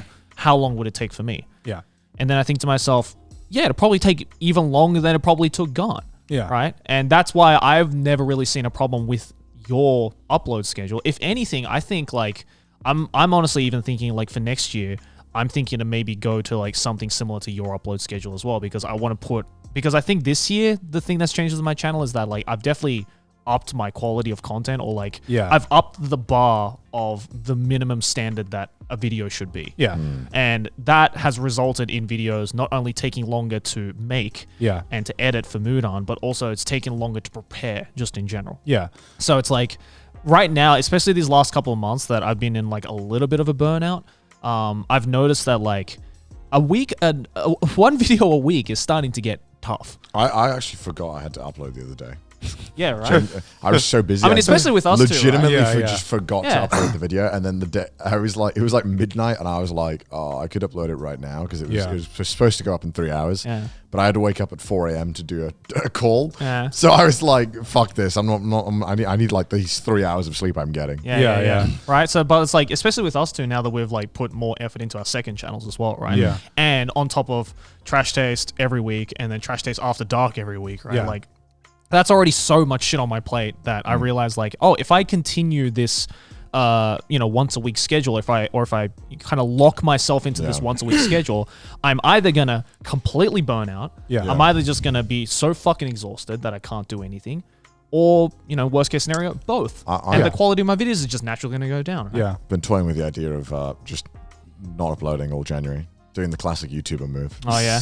I was like, I kind of want to like just do streaming all month. And I thought January is the best month because that's when you get like zero ad revenue. You get zero ad revenue, and that's the YouTuber month that everyone takes off because they don't get much money. Yeah. But I was like, I do actually want to try doing like streams full month, see how it goes, and have more of a consistent schedule with that. Because I feel like I've invested a lot in the streaming, but I'm still like compared to other people who are full-time streamers, I'm nowhere near as consistent. Yeah. And I think that's one thing that's like is a detriment to that because people always complain like, Connor, I never know when the fuck you're going to stream. Yeah. And I'm like, yeah, I know, but that's what I like about it. I like that I just turn up and I'm like, all right, we're just going to stream for 12 hours now casually. Let's do it. But I think like Trash Taste has definitely done a good job with like, to varying levels or varying results. Like Trust kind of like gotten us to kind of look at our main channel stuff and being like, I could probably change. Is it actually a main channel? Is it like? I just say main channel for the purpose of main channel. I really don't think about like the only. It's weird now. Individual channel. It's weird now. I don't even think of any channel as the main channel. I'm just like I just make shit. Some of it has priority over the other ones. But it depends week by week which one I'm prioritizing. Because like part of the reason why I've been putting down the not like. I've been putting the same amount of videos on the main channel now, which is 2 videos a month, and I'm not going to try to do more because I want to. You do 2 videos a month? Huh? I thought you did 1 a month. No, I only do 1 a month when it's when I'm like on holiday. project. Sorry, I didn't know. So right now I'm doing 2 videos a month, and I'm putting all my extra time into. I do also want to like make a second channel because that seems fun, It's super fun. I see you guys doing it, and I'm just like, you know what? Maybe my main channel doesn't need to be my top priority. I've got like the formula down for my main channel, and now I just want this extra time to do other shit now because I was thinking because I have like a lot of ideas for like big projects that can go to my main channel, right? Which I am sitting on. But my God, they're going to take so much fucking time. Yeah. And I'm like, doing these big projects really takes a lot out of you, especially when you're also trying to maintain your consistent upload schedule on your main channel anyway. Yeah. So I've kind of come to realize that, when I really, really feel like I'm down on YouTube and I need to work on a video that I'm really passionate in, then I'm going to start doing those. But for now, I want to do more small stuff. I want to do more small stuff with you guys. I think the thing for me was because I'm not sitting here saying that my main channel is quality by any means. I think there is some level of effort that goes into it, and I mean, I'm too harsh on myself. Would that not be quality? Yeah, there is a certain bar. It is quality. There's a certain bar that I try to do on the channel for most videos. There are sometimes like I did like a fucking, which Chris loves to joke about. My monkey tier list video, which I just wanted to do because I thought it was fun. But it's obviously it's nothing like exceptional. But in general, the videos that I have were quite difficult. But, sometimes I see someone doing like a you laugh, you lose challenge. I'm like, that seems fun. I'd like to do that. Yeah. I'll do it live instead. I'll do it on the other channel because it works. And so it kind of came to a point where a lot of fun ideas that just weren't big enough or weren't exciting enough to like warrant putting a lot of time and effort into them just kind of work really well on the other channel, because that's what I've noticed as well. That's why I want a second channel, because I feel like I have set a bar of quality on my main channel, and I've like tested uploading videos that maybe have not had as much time put into them, and you do see it in the view numbers. If like eventually, so that's why I'm just like, okay, let's just keep my main channel for like the content, big boy videos, for the big boy videos, for the videos that my audience expect of me. But that doesn't mean you can't do other things on the second channel. Yeah. It's like, there's like so many like especially timely things, or like so many things that perhaps have nothing to do with the shit I'm known for, right? That I want to talk about in a video. Like, when YouTube brought out that news that they were going to get rid of the dislike button, right? I was like, I want to talk about this in a video, but I can't just put up a 15-minute rant of me on the main channel talking about it, right? So it's like perfect. I have a perfect outlet for random shit like that. How many do you get the comments of, I don't watch the Anime Man anymore, I just watch Joey? Yeah, a lot. I mean, that's fine and everything, because it's like, at the end of the day, it's still me, right? So it's whatever. And, it's weird, right? Because especially this past like 2 or 3 weeks, I've been uploading a lot more on the second channel. And I've just like, I found myself waking up and thinking to myself, all right, what should the next channel on the second channel? Oh, next video on the second channel. Wait, I have a main channel. Fuck, I should probably think about that one as well, right? I think because another big thing as well is I feel like right now with my main channel, I've definitely seen the plateau of just that kind of anime content, like that kind of anime content. Same. And I do have like ideas about how I could keep that channel growing and grow past the plateau, but the amount of time and effort that would take would to me that would take too much time and effort that I just don't have right now. That would take giving up trash taste, basically, to make content and rebrand my channel to a point where it can grow past the plateau of that kind of AniTube content. Right? How do you feel about the growth on your channel, your main channel? I mean, I'm fine with it because I know, like right now, AniTube, as it is, has just plateaued. Like that's we've seen a plateau. And if there are any other AniTubers who would like to prove me wrong, please, because I'm waiting for that one person to prove me wrong. Yeah, I'm waiting as well because I need a kick up my ass to be like, oh, you can go higher. Okay, that's like my motivation, because I'm sure you guys are the same way. It doesn't matter how many subscribers you have, right? What I find happiness in is growing something, or like making it feel like I have made progress on something. So like I felt way more fulfilled seeing the progress and growth on Trash Taste than I did on my own channel for like last year. And like that's why the thought of a second channel excites me way more than even making big videos on my own channel, because even if I make a big video on my own channel, which I'm really passionate in, I know that there's a certain cap or like the number of views that's going to get. And I mean, it's already like, especially with like all of our main channels, like it's already at a size where we're pretty happy with, right? And it's like it's massive to a lot of people, right? So it's like it just makes more sense that like, obviously you're gonna have more excitement watering this tiny plant than watering a giant tree, right? Like, obviously watching this tiny thing grow into something bigger is going to be more fulfilling, especially if you're trying to do something that you otherwise not really known for. Perhaps it's like content that you've never tried before and stuff like that. And I think that's why I've been having so much fun with the second channel. But like, I don't know, like like my main channel grew as well. Like I hit 3 million subs this year. As did you. Yeah, so did I. Yeah, you did as well. God, why are you talking about that? It doesn't feel like I've grown a lot. Yeah, right. But like to me, it's like I don't know. Like I know definitely past me would look at some months of my channel's growth and being like, oh man, I didn't really grow that much at all. But like I think I've just rewired my brain this year to be like, if it ain't a negative, then it's all good, dude. Like if every day I'm gaining at least 1 sub, I'm completely okay with that now because I haven't been cancelled yet. Yeah, exactly. It's like if people are still like looking at my shit and wanting to come in, cool, dude. Like my doors are open, but like I'm not at this point now where I'm like, oh fuck, I only made 20,000 subs this month. I'm slowly dying. You know, it's like dead channel. I'm like dead channel's like, oh no, I'm just past that point now. Like I'd much rather put in the time to like be like, oh, I have this tiny second channel that I want to grow into something big. So let's focus on that kind of thing. Or with like Trash Taste, for instance, right? Like that's way more exciting for me, and I think that's why. At least you and I have had a lot of fun doing the second stuff, right? Yeah, because man. it's I just like streaming, man. It's just something new, right? It's fun. Yeah, did you start like properly streaming this year, or did it start last year? I can't remember. It almost feels like you've been streaming forever. Like properly, like consistently. I think it was this year, right? It's been more this year than it was. Like, well, last year it was 2009. No, 2009. When was the chess tournament? The first one? Early 2020. Yeah, 2020. Okay, well, 2020 was around when I started streaming. Okay. And then I think, this year is probably when it's growing the most. I've been a lot more consistent, been doing a bunch of stuff with that. Yeah. It's interesting. And I still occasionally get people coming into the Twitch being like, I had no idea you had a Twitch channel. Yeah. Oh, yeah. I have that every time I stream. I get that, yeah. I guess it's a different platform, right? Yeah, it is a different platform. Yeah. Is there any changes you guys want to make going into the next year? Or just continuing what you're doing now? I guess just like, I don't know. For me, New Year's resolutions. YouTube New Year's resolutions. I will probably. I'm gonna hit 1 million subs on the second channel. There's probably gonna be a point because when the world does open up, I do want to travel a lot more and like actually like have a bit more of time to relax. So there'll probably be a point where I'm uploading a little bit less. So I'm not really too bothered about it all. I'm just gonna say it now. Just expect less uploads on the main channel. I think just because. For one, I want to put more effort into each video now. I don't want to like be confined to this once a week schedule. And like you're not going to talk about what anime you're not going to watch? No, probably not.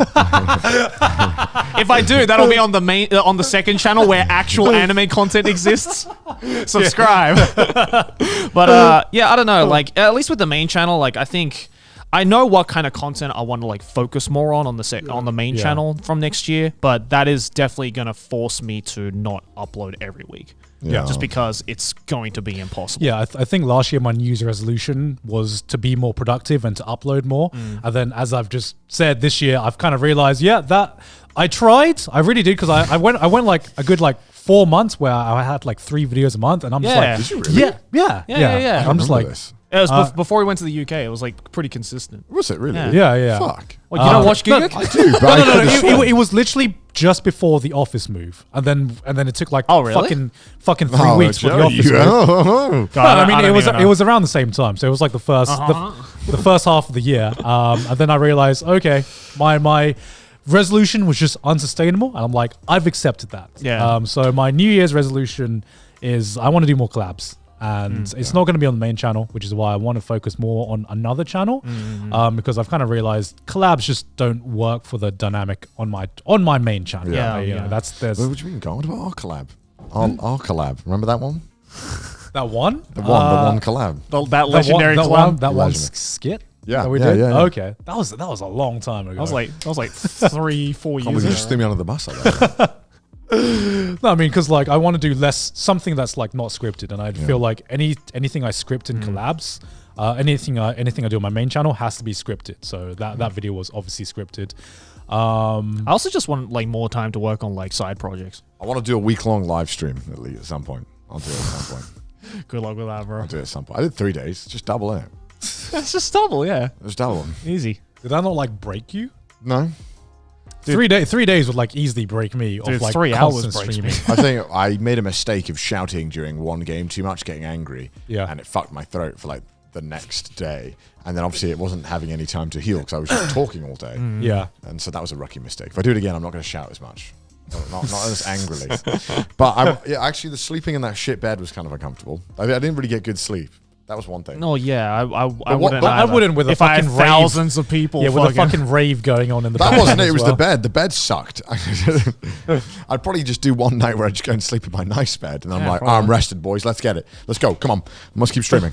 Yeah. I don't know. Yeah, no, I want to do that at some point. I don't know when though.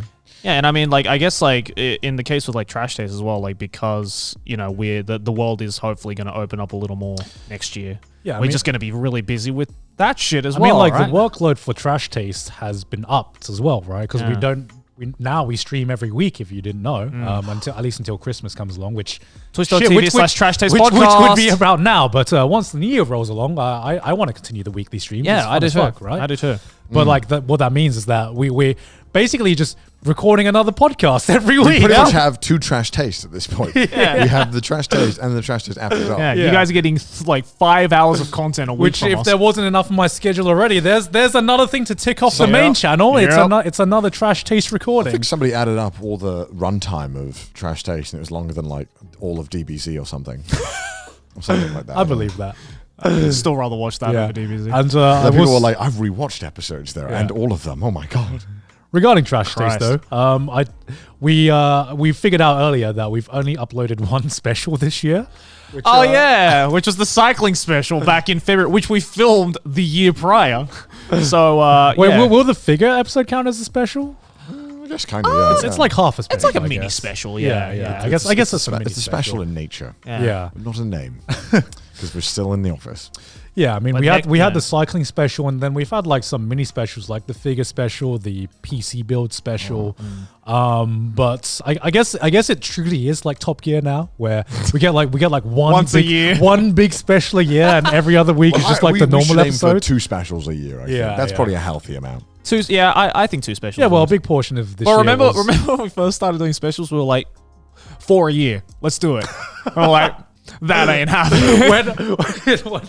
well, because we had just like back then we had our main channel and Trash Taste, and that was it. Yeah, that was it. Now we have our main channel. You guys are doing your second channel, streaming Trash Taste After Dark, and then we got to do our specials on top of that. Like, Easy. Mudan, teach us how this is done, Mudan. Yeah. And people wonder why we want assistance. Yeah, right? I'm like genuinely considering it for next year. I think it's gotten to the point where I actually will. It's not a matter of if I need one or if I want one. It's I actually need one. Otherwise, I think I'm gonna go insane. No, I've been trying to look for one as well, Yeah. but I want an assistant who's in Japan, which is very hard. Yeah. Otherwise, I'd just like fly Alan over or something. Yeah. But yeah, I am also definitely looking for an assistant.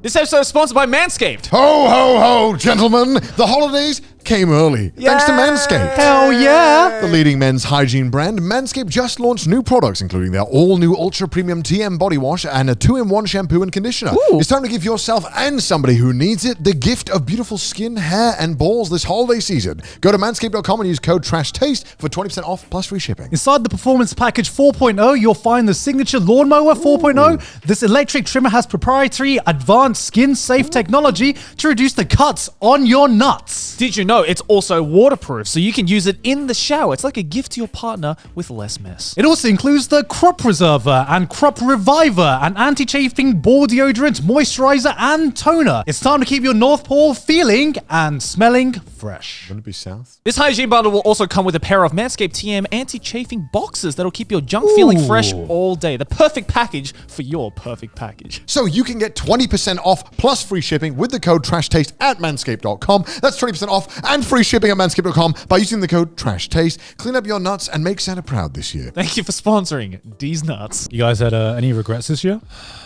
Oh, fuck. That's a fucking question. Just gonna drop that That came bombshell out on of you nowhere, guys. God. Have you? No. Me neither.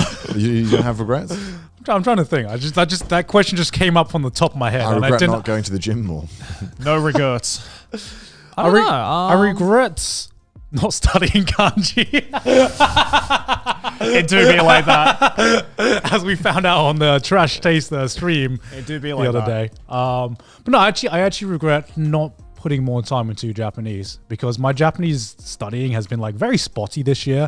I'd be like super into it, and then like something would happen, and then like I would take a day off, and then that would just like stack onto like 2 days and 3 days, and then suddenly I'd find like a month had been taken off of learning Japanese, and then like the first few weeks of me getting back into Japanese is just like me relearning the shit that I already knew before. Right. It's kind of like the gym in that day, right? Where in that way, where you make your gains and then you stop going, and then when you go back to the gym, you got to like regain the gains you already had. Yeah. And it just feels like really demotivating. It's like trying to push through. It sucks. I really want to go to the gym more, but I'm just lazy. Yeah. Are you just lazy, or is it just because you have got so much going on in your life now that you just don't have the time? I mean, if I really, really, really wanted to go to the gym, I could make time. You know what I mean? Like, but it's not something that I enjoy as much as other stuff. But I really do want to go more. Yeah. Also, some days after I've been, and you hurt for the next day, and then the day after that, I'm like not great, feeling 100%, but it's the only time that week I have time. But I'm like, fuck, maybe I'll go, maybe I won't. Yeah. It's tough. It's really annoying. I don't know. My schedule is a lot more unflexible now, so I think I have times to go. It's just a lot more difficult to get it in the way I wanted it to. Yeah, because I think you just have so much more shit going on, right? So like even if you are at the gym, it's like, oh fuck, you're just thinking of all the stuff that you could be doing otherwise. Yeah, and it just feels bad, right? I travel a lot more for videos as well now, so that takes. Yeah, it feels weird that there was a point where the Sea Dog channel was just you inside filming videos, and now now the video is not outside. I'm just like, Connor's slacking, man. Connor's slacking. What's going on? This is what I'm worried about, because I'm like, fuck. All right, so let's say I want to go back to the UK at some point. What the fuck am I going to do on my channel? Everyone's going to be like, why isn't he outside? Like, so what is there to fucking do in the UK just outside? Go to Wetherspoons. Fucking hell. Just try every pint in Wetherspoons. Yeah. It's not a bad video, actually. I'd watch that. Try every meal deal at Tesco. Right, I'd do that too. I've already tried them all, but I'll pretend like I haven't. Do it on video. Like, I don't even know what I would do. Like, Yeah. I'd basically be like shitty Tom Scott at that point. This is a house where they get water through a well. It's really old and stuff. That's like the UK. We don't have anything interesting. We only have like really old, quirky stuff in the UK. We don't have anything modern that's like fucking insane. Yeah, I guess that's why everyone travels outside the UK to go see interesting stuff, right? I legitimately don't know what I would do with my main channel content if I ever moved back to the UK. Don't worry, I don't have plans to. It's not happening. It's not happening anytime soon. Just these boys keep me hostage. I don't know what I would do. I mean, this check titled "Trash Taste" keeps me hostage. It's very enticing. Yeah, that's the thing that's weird. Having a specific spot I need to be in every week, like a job. And when we have to take holidays now, we have to tell the boys and put in our holiday time to be like, hey, I'm going to be away for this week. I mean, we could just put in the hours ahead of time, right? Exactly. Yeah. We could just like not have Trash Taste some weeks, but then also it's like, why not? We can easily just make it every week. So. Yeah, exactly. And I'm not a fan of like the whole not uploading on holidays, because I'm like, I only like some of my audience celebrates said holidays, so I don't feel like it's fair to just be like, oh fuck you guys, people who don't celebrate the same holidays as me. I'm not giving you content. I'm busy. I mean, it's a valid excuse, I think, in some ways when you're busy, but I also like uploading, and I like that Trash Taste uploads every week, no matter what. It's like no matter how no matter what people are doing, it's like you can expect that you're going to get a Trash Taste every week. It's I like that comfort food, because I like that about channels I watch, that like no matter where I am, even because sometimes maybe Christmas I got some downtime for an hour or two, I might watch a video that's come out that I'm really excited for. Yeah, exactly. I like it. Well, the thing about Christmas, right, is that so you have the beginning, right? You wake up early with the family, you open presents, and everyone opens their presents, everyone's all merry and happy. So what happens between like 11 o'clock to 4 o'clock? Food and alcohol. Food, alcohol, and check this shit out. No, because like food comes on at 4, right? So what? Food comes out about 4. You don't have like a Christmas lunch? What? No, I mean, okay. Hey, wait. What's for Christmas lunch? Whatever you want. Whatever you envision dinner to be. Dude, I'm about to have like an all-you-can-eat buffet for dinner. You better know that I'm saving space for that Christmas dinner. Well, no, I have that buffet at lunch and then don't have dinner. I have both. Because during dinner time, I'm busy getting drunk. No, dinner time, Christmas dinner. It's like one of the best meals. We don't do that in Australia. What do you do in Australia then? In Australia, we wake up, we get open up all the presents or whatever. Yeah. And then by that time it's around lunchtime. Yeah. And then all the family comes over. You have like kind of a late lunch, maybe like 2-3 o'clock type of like big lunch.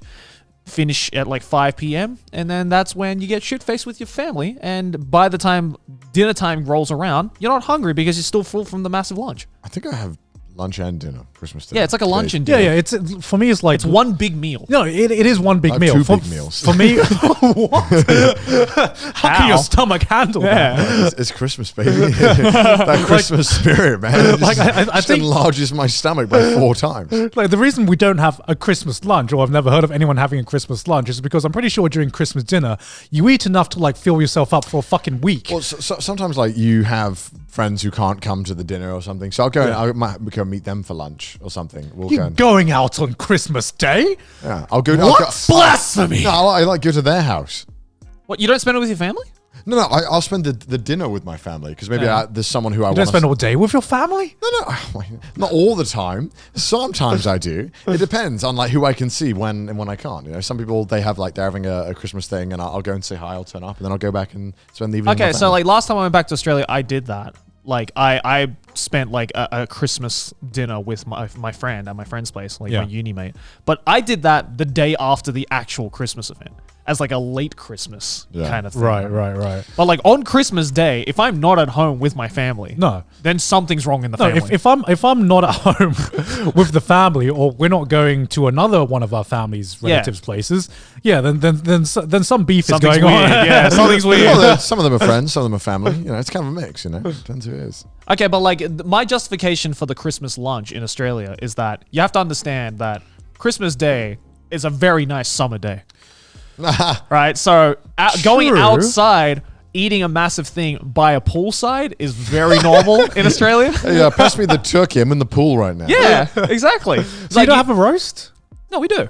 Okay. But outside. It gets cooked with the sun because it's so hot. Yeah. We plop a So whole... you just have a fucking barbecue, basically. No, I'm kidding. No, not even. We just go out onto the road and just plop a whole chicken on the tarmac, and then it just cooks by itself. Right? It's done in like, 5 minutes. No, but like it's like a usually like, you know, mid like 34, 35 degree, like nice summer day, right? And it's like you're out on the balcony with your family and you're having a nice roast or, you know, pork or whatever it is that you eat, you know, during Christmas. And we have that during the day because the sun's out and it feels good. You know, and that's my justification of why we have one meal at like 2:00. Obviously, if it was that's so alien to me. Yeah, right? Obviously, if it was like winter time, right? Yeah. I'm not gonna go out at like 2 p.m. right? Okay. Outside. So as someone who obviously grew up in Australia, celebrating Christmas that way, do you have like this Christmassy feeling? Like what do you have a Christmassy feeling, or do you have anything that gives you a Christmassy feeling? Yeah, Christmassy feeling is when I'm having a beer at like 2 p.m. in a pool. That could be. That's like any day for Australians, Joey. Like it's but every day Christmas. Hell yeah, it is, dog. Is it like weird watching Christmas movies? Like we don't watch Christmas movies at all. I don't. At least our family doesn't. Yeah. I mean, Australians do. Right? Do you have like a Christmas spirit? Like, you think I'm like dead inside? No. Why are you sad, Joey? Tell us why you are sad. Because I remember, when I lived in Thailand, me and Sydney celebrated Christmas there for like two or so years, and every year she'd tell me, you know what, the tree's up, we got the Christmas songs on, the roast is out, but it just doesn't feel like Christmas. She says as it is like 35 degrees and like hot weather outside. It just doesn't turn on the AC. It doesn't feel like Christmas. No, it just doesn't feel like Christmas. I mean, we put up a tree and everything, and you know we decorated and put the lights on it and stuff like that. But it's also, I'm in my board shorts and t-shirt at the same time. that just doesn't sound festive to me. It's like board shorts, t-shirt, Christmas hat. There's a great photo of me like just with exactly that getup, standing in front of the Christmas tree, sweating my nuts off because it was like 38 degrees that day. Okay. So like, is there like a certain period of time where you see something, and you're like, oh, Christmas is coming up, because for me, like in England, it was whenever the weather would start getting like really cold, and then you'd start seeing, Christmas decorations pop up here and there.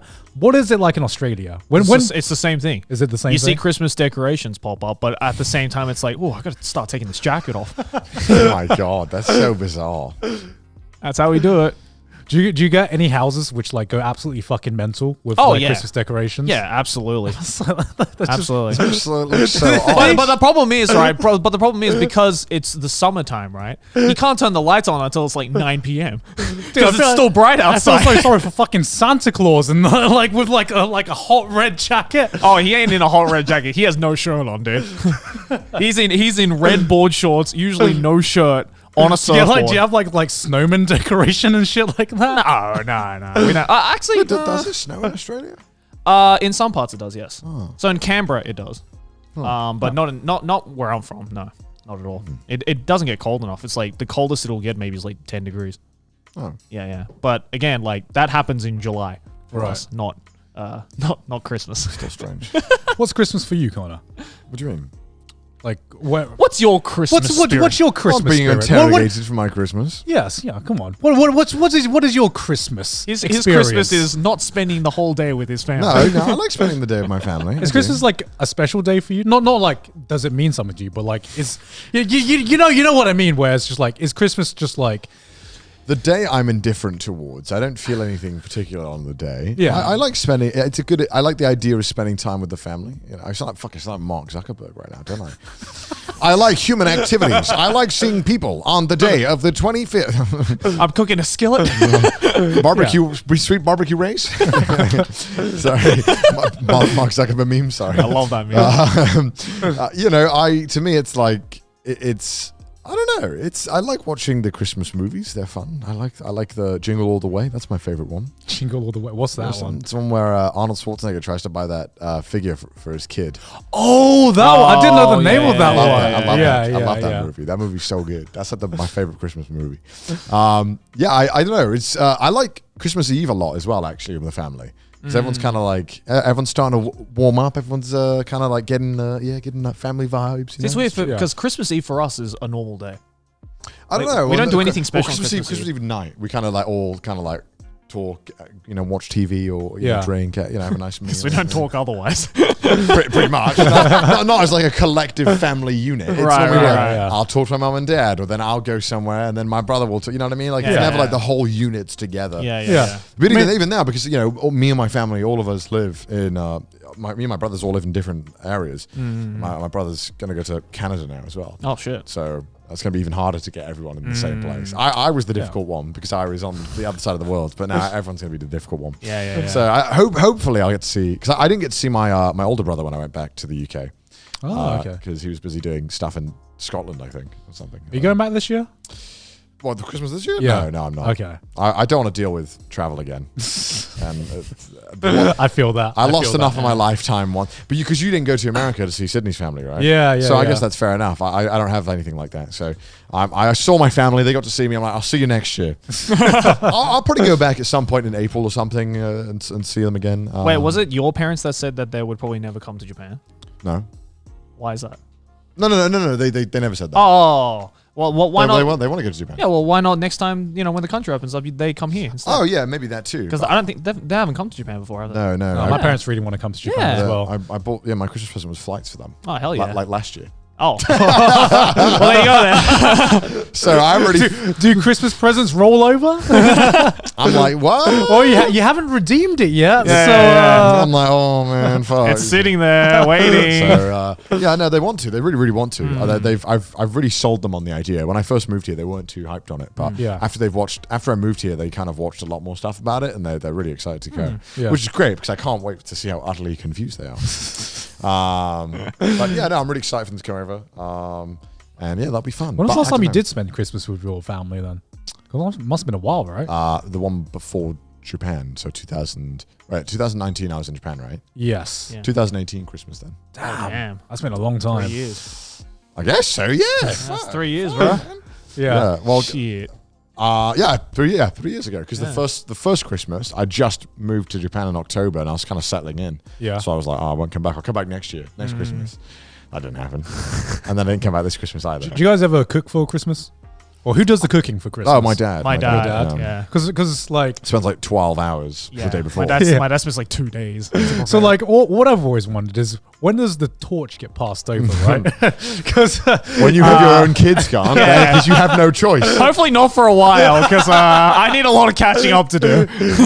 Because I've started cooking my own roast as well, and I'm just like I kind of like how my roast cook, but I don't think it's as good as my mum's yet. But I'm just like I'm gunning for it eventually. But Gunning for the title. Also, I don't know when in my life I want to like spend my entire day cooking, because when you cook a Christmas dinner, you're just like as a kid, you have comfort in knowing that's like the parents' job to like deal with. You know, you're out here having fun with your family. Yeah. They're out there just cooking and all that shit for an entire day, and I'm just like, when is that going to be my job? I'm kind of dreading that. When little baby man appears in your life, I guess that's when you can start. Joe, don't lie. You're just gonna make Aki do it. You're gonna be like, honey.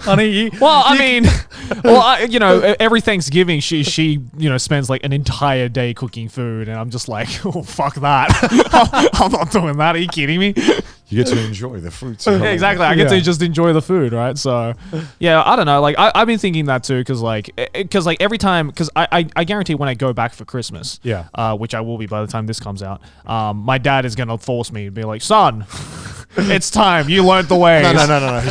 You're gonna be in the other room. He's gonna email you. Dear son. Dear son. Dear son. He's gonna leave a YouTube comment. Dear son, come in the next my room. last video. Hey son, help me with the roast. My God. Yeah, but like every time I do go back home, and because he cooks every night, right? I do. You've got to learn the family recipe, right? Yeah, right. Yeah. I've learned some of his recipes. What's your dad's like specialty? My dad's specialty? My dad's specialty is Moroccan chicken. Wow, that sounds nice. So he bought like this like proper like Moroccan pot type of thing that has like the kind of funnel lid on it, which is like apparently what they use in Morocco. Please correct me if I'm wrong about that. But it's like spiced Moroccan chicken with dates and lemons, and it's so good. Yeah, I'm definitely gonna get him to make that when I go back home.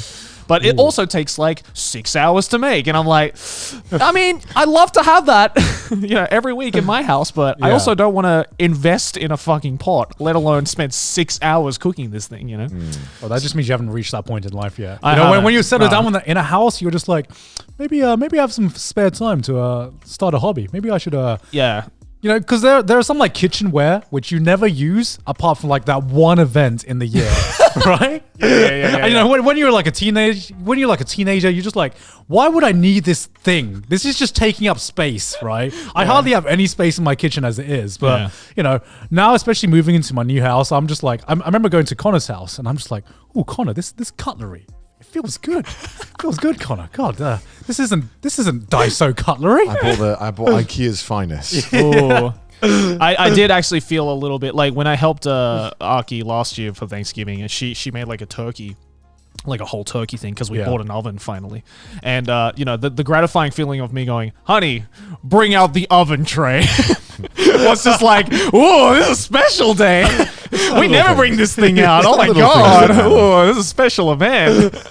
So I am going to be like that. I'm already like that with like tools. Because I've slowly done. What kind of tools? Like DIY, okay. Like hammers and like all that kind of shit, right? Because I still don't own a hammer yet. Not in Japan. Wait, what? I don't own a hammer. Hammers are quite useful. Yeah, they are quite useful. A mallet, maybe like a rubber mallet, is like pretty good. I have a rubber mallet. Yeah. It's very useful. But when do you need it? You never know when you need a hammer. Yeah. But when you need it, you're like, thank God for fucking sake. When have you needed one in Japan? Like having to like knock some screws out of place or something. Or nail some things down to like prop maybe an artwork up or something, or whatever. One time my IKEA table was being annoying with the screw, and I needed a hammer to like push it in. Making like tables and stuff like that, you just like kind of knock it in. It's coming a lot more. I can't tell you every use I've had for it, but I remember I've had multiple times I've been like, thank God I finally bought a hammer. Yeah, now that, because like when our current place that we're in, because we have 2 balconies, right? And like building those balconies, I was like, oh, I am missing like 90% of essential tools. So I just went out a day to like Tokyo Hands or whatever, and just like binged like buying Binge bought. I just like splooged on all these tools. Joey doesn't binge anime anymore. Binges tools. Binges hardware. Yeah. Binges his wallet. And like, not gonna lie, that was probably one of the most fun shopping experiences I've had in a long time. Do you have a power drill? I sure do, buddy. Oh my god! Do you have a power? Wait, what? Where can you use a power drill in Japan? Many places, because after a while, because like especially when you're buying furniture, like when you first, so when I was first building my room, I was like, okay, I have a much bigger room now. I'm just gonna replace all of like the desks and like shelves and everything with like much bigger, nicer places that fit the atmosphere, right? Yeah. So obviously, when you buy stuff from like IKEA or Amazon or whatever, they don't come in one piece. You gotta fucking DIY that shit, right? Yeah, I've definitely been feeling that for like the past few weeks. Don't you hate it? Twisting the fucking screwdriver for 17 hours in the week, and to the point where your wrist and your thumb starts to get sore. I do regret not buying. I guess. Yeah. So like furniture. I regret. So when I bought like my new bookshelf, I still had the screw, right, and I was like, oh good, this bookshelf has 50 screws that I have to screw in, and they're hard as shit as well. By the time I finished, like 3 hours later, my hands were so sore. So I was like, fuck it, I'm buying a power drill, because I had another shelf coming in. Built that shit in like 30 minutes because all I had to do was go. And I was like, this is really technology is amazing. It's incredible. Remember when IKEA's selling point was like that you get to build your own furniture and it's like all convenient and stuff? Yeah. And now I'm just like, I've ordered some furniture of Amazon, which doesn't need to be built. And I'm just like, this is a fucking godsend. They're ahead of the game, man. Yeah. Some IKEA products, I think you can pay them to assemble in your house. Yeah, you can. Because sometimes IKEA furniture is actually like really good. Yeah. Like, they have some things that No, are really, IKEA really is great furniture. It's just, like... pain in the ass to make. Yeah. like especially moving into a new place, making one or two things that ain't too bad. That's a fun afternoon. When you're making like 10 fucking things in a day, you're just like, can this thing just come pre-built? And there are some IKEA things where like even the way that you have to build it is like some kind of artistic feat, where it's like fucking algebra 1 to get like a fucking piece in because it just looks so weird on the instruction thing. And so yeah, my table kind of broke a little bit, and one of the screws is missing, but it should be fine. Yeah, exactly. It happens. One of the biggest things. One of the biggest things that annoys me is that I've now that I've built so much furniture in the past few weeks, I know what kind of packaging is just like good and optimized, and what is awful, right? So like I was building a shelf yesterday, and like every single screw, every single compartment, every single plank had like a number sticker on it, or like came in a bag that was labeled as a certain number. Yeah. And that's great because you look at the instruction manuals and you see, this number of screw goes into this number plank. Yeah. I fucking hate the furniture that gives you a bag of screws and then you get the instruction manuals and it gives you like 10 different kind of screws and doesn't tell you which screws look the same. They all look the same. IKEA does that. IKEA does that. And That is it fucking like blows my mind. Trying to like, it's so fucking hard trying to differentiate like a screw that's this length and a screw that's this length on the instruction manual. And I'm just like, that could be one of 10 screws. Which screw am I supposed to use? No, the one I hate more than that is like when it tells you like, okay, you have this many screws, right? Like you should have 10 screws. And so I go to count and I'm like, why is there 11 screws? That's not the screw. Then I realize one is just there for a spare, right? But they don't tell you it's a spare. So you just have to assume that one of them is a spare. So it's like, okay. Because when you finish building it and then you realize and you look down and there's like 3 screws left over, you're like, well, I clearly fucked up somewhere. Sometimes in Japan, they give you a pair of gloves with your furniture. Yeah. Because for some reason you need... it's like to not hurt your hands, I guess, when you build it. They give you like a pair of white gloves. It's really, I don't know, it's cute. Yeah. It's really cute. I never wear them because I'm like, why the fuck would I wear gloves? I don't like they give you these shitty screwdrivers and like Allen keys and stuff. Yeah. So I feel like it's such a waste. Yeah. When I buy like 8 things and now I have 8 shit screwdrivers that I have to get rid of. I have a cupboard of just The shit unused screwdrivers. Allen keys now.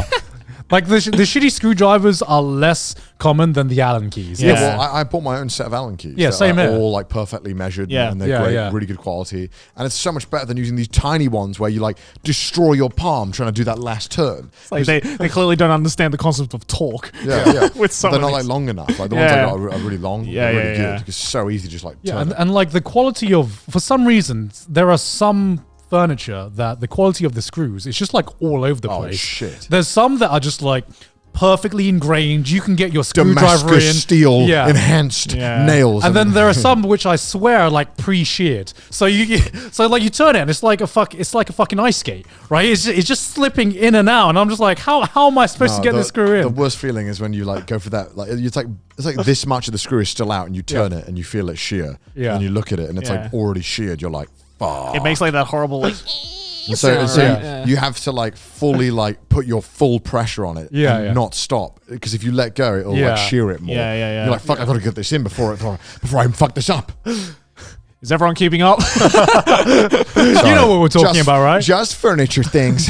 Just middle-aged guy things. But yeah, I've just noticed that like since having the balcony and having so many like new things to build, like that I really enjoy building furniture, like unironically. Joe's like, I'm just buying furniture I don't need. Yeah, I'm like, come into my house and build my furniture. That's all I've been doing. Honestly, dude, I'll happily do it. It's actually so I don't know. I bet he won't. If you actually like, Joe, come around this time. He says this on camera.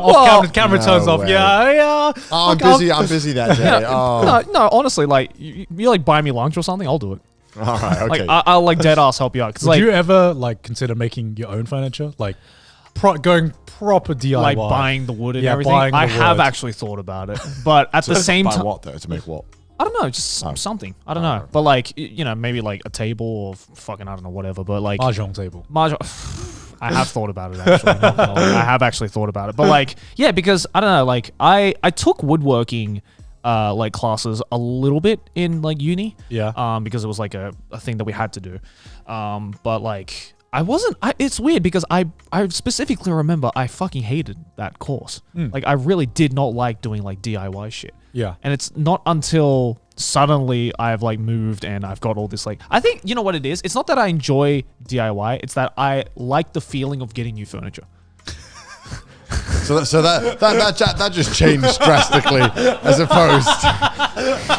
But it's like, I think as well, it's like, it's nice because, I mean, you guys have seen me in this like trance like state when I'm building shit, right? I literally just turn on music, and I just am in my own world as I'm like making furniture or like whatever it is. Like when I'm making something, it's like I think I like that feeling because it's almost meditative to me. No, I like the feeling of buying furniture. That's a good feeling. You're like I knew I was eating on my furniture when it's done built. Like I knew I was old. Where you go through the IKEA catalog and you're just like, oh, that's a good looking desk right there. Catalog? Ooh. No, you got to go there in person, guys. You got to go to the IKEA mega store. You got to sit down. You got to feel the chair. I don't really like. You got to consider the feng shui, all that shit. Everything needs to be considered. Got to consider the color of it, the feel of it. When did buying furniture become fun? Dude, fuck. Welcome to adulthood, baby. You know what was the most annoying part of? I bought that IKEA grass shit, right? Yeah. Just like generic grass that goes on your patio, floor, whatever the fuck you want.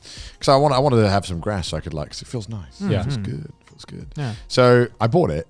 Turns out though, those IKEA grasses, like the one thing that sucks about them is that like you can't measure them. You can't like fit them in precisely. Yeah, right. Like they either fit or they don't. Yeah. Like, and you'll either have some of your patio covered or you won't. Right. Because they're like squares. They're like I think they're like 5 by 5. Oh, you got the square tile. Yeah. Oh, because I got the ones because I just got the roll because my balcony's massive. Well, because IKEA does like square tiles of fake grass. Yeah. And so I didn't really consider how it would fit, but I roughly measured it. I thought, it'll fucking work. Realized though I can't block the drain, the water drain. Yeah. Otherwise, no water will get obviously. So then I was like, okay, well now I either have like a big chunk of my patio not covered and it looks weird, or I have my drain covered, which I can't do. So why not cover it with like there's because I know the tiles, there's like a wood tile which has holes in it. Couldn't you just put that there? I have some wood tile on the other side. Okay. Or what about if you get the square and you cut a hole that perfectly fits the drain and then you can just plop it on top? Because that's what I did in my place. Oh, okay. So what I did, it's not like one big drain. The drain's in the corner somewhere else, but it's like the thing that leads into the drain. Stuff needs to be going in it. Yeah. So I was like, okay, fuck it, I'll cut this shit in half. Yeah. It's like rock solid plastic. Bro. It is. No, I know. It is impossible to cut this shit. I was like, what tools did you use to cut it? My willpower. I literally like got this piece of plastic. It's like this big, right? Like this. Not even a saw. I literally just like bent it together with my hands like this, right? And then I just kept bending it like that. Yeah. And it weakened. And then I did it the other way. But the other way, it's all plastic, so it hurts your hands to bend it. But I was like, fucking bending it. So I bent it the other way and I just kept doing this. And it got loose enough where I got some pliers. And I was like cutting the plastic along. Jesus Christ. And it took so goddamn long. And then I had the problem of, okay, because of how these tiles work, there's two sides, like the 190 corner, right, 90 degree. This side and this side are like the holes that you connect it to, and these sides have like the clips that it clips into. Yeah. So I had this problem now where some of it clips in well, some of it doesn't. So I'm like, don't step on that one when people go to the balcony, because I'm like, you're just all gonna like fucking break and fall apart if you step on it. But it looks nice. Yeah, we got it perfect. Yeah, it looks nice. I hurt my hands, and it took so goddamn long. That's why I like the roll variety, because it's designed to be cut. But like I didn't have a big enough area to warrant a whole roll. Yeah. Because it was a small area. I just wanted grass. I wanted to see more green. So Because I in my previous place I just had like the wood things. Oh, those are the nice. wood tiles, which look nice. But also I just prefer the feel of fake, even if it's fake grass. Yeah, fake grass. Oh is yeah, nice it feels great. Yeah. That's why I got some parts wood just to have that over there. I was like, I'll have a look at this. But I got grass for where my feet go. There's something about with touching grass with your feet feels good. Even if What it's can I fake. say? We touch grass. Yeah, we touch grass. I touch grass every morning. Next time you consider insulting me, remember I have grass and that I touch. Whenever I see even it- if it's fake grass. Yeah, whenever I see a comment that says touch grass, I'm like, don't mind if I do. I go out to my balcony. So much grass. Well, do you have a garden in Australia when you were growing up? Do you have a garden? Yeah, my dad had a massive garden. Oh yeah, my now that my dad's retired, it's like all he does. Yeah. Garden. And Would you ever that's consider a garden? I mean, I want a garden. I don't want to look after said garden. No, that's the point, right? Yeah. The idea of a garden's nice, because we have a garden in our English home. As you know, you've been there. And there was a point in time where my parents would just go to Thailand. And there was a point in time where I would work from home at that house. And then in the months that they were away, I noticed that the garden just progressively looked like shit. And the grass would grow. And that was at that point where I realized, oh, someone's got to take care of this garden for it to look good. I don't want to do that. That's so much effort. It's God a big discovers garden. plants are alive. That's true. Plants Tom, are that's living true. things. And ever since then, I'm just like, the idea of a garden is nice, but just I've seen a lot of people, like Sydney's house has like a massive garden, and you can lose like half a day or something just like taking care of it. No, my dad regularly spends multiple days taking care of it. Multiple days, and I'm just like, he loves it there. It's like his new child. But it looks amazing. To be fair, he does a really good job. But to me, it's just like I think I would absolutely love it if I had the time to take care of it. We haven't got to that age yet where we can appreciate Yeah. just being able to Yeah. like pull out the lawnmower, have your coffee or your beer and just go at it. Yeah, exactly. Just grab a hose and just hose I down. don't know, is that a good thing? I don't know. Like When you get older, you'll probably enjoy those pleasures more. Yeah. I don't currently enjoy because it. I remember when I was a kid, my mum would be like, Garnt, go cut the grass now. It's your turn. And I'm just like, for fuck's sake. They never made me do that. Did they I did never? all the other chores. Oh, not they that. made me do that. I fucking hated because it. to me, it was my dad. Is like, I'm not letting him do it. It's my garden. It's mine. He's gonna fuck it up. No, my dad was like, if you don't do it, then no dinner tonight. And I was like, okay, yes, father. And I do it, and I hated it. I had to do everything else. That's why I like the fake grass. I'm like, you're not gonna grow. I hated putting out the laundry. That's what I hated. I still hate putting out the laundry. Which is why Sydney does it, actually. Sydney loves that shit. But the way it was in my house is that we had like just a line and a big stick that props up the line in the middle. Yeah. And so it was always fucking annoying when it was windy doing this, when I was like small as well. And this pole is massive. So I hated doing it. Mum, this is repressed memories, by the way. I don't like doing the laundry now. That's because of you. Childhood traumas. Fucking hate that pole. Piece of shit. They still use this pole as well. Get a new pole. Get a better pole. Upgrade your pole. Get the new pole.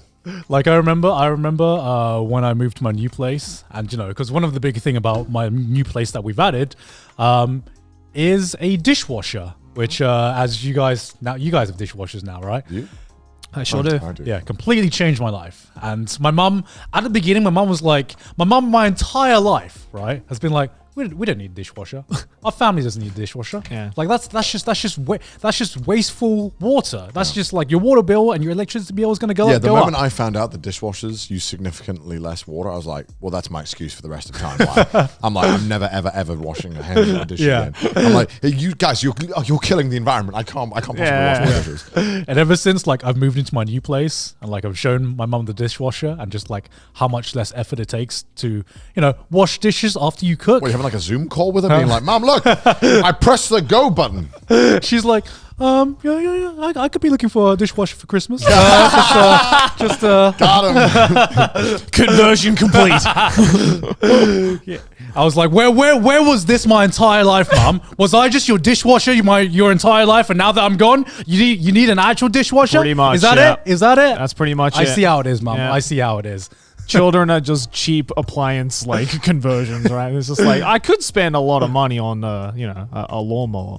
Yeah. Or I could get my son to do it with the shitty lawnmower. Honestly, when I have children, you bet your ass I get my children to do You're the literally chores. describing why people had kids like hundreds of years ago. That's why they had so many.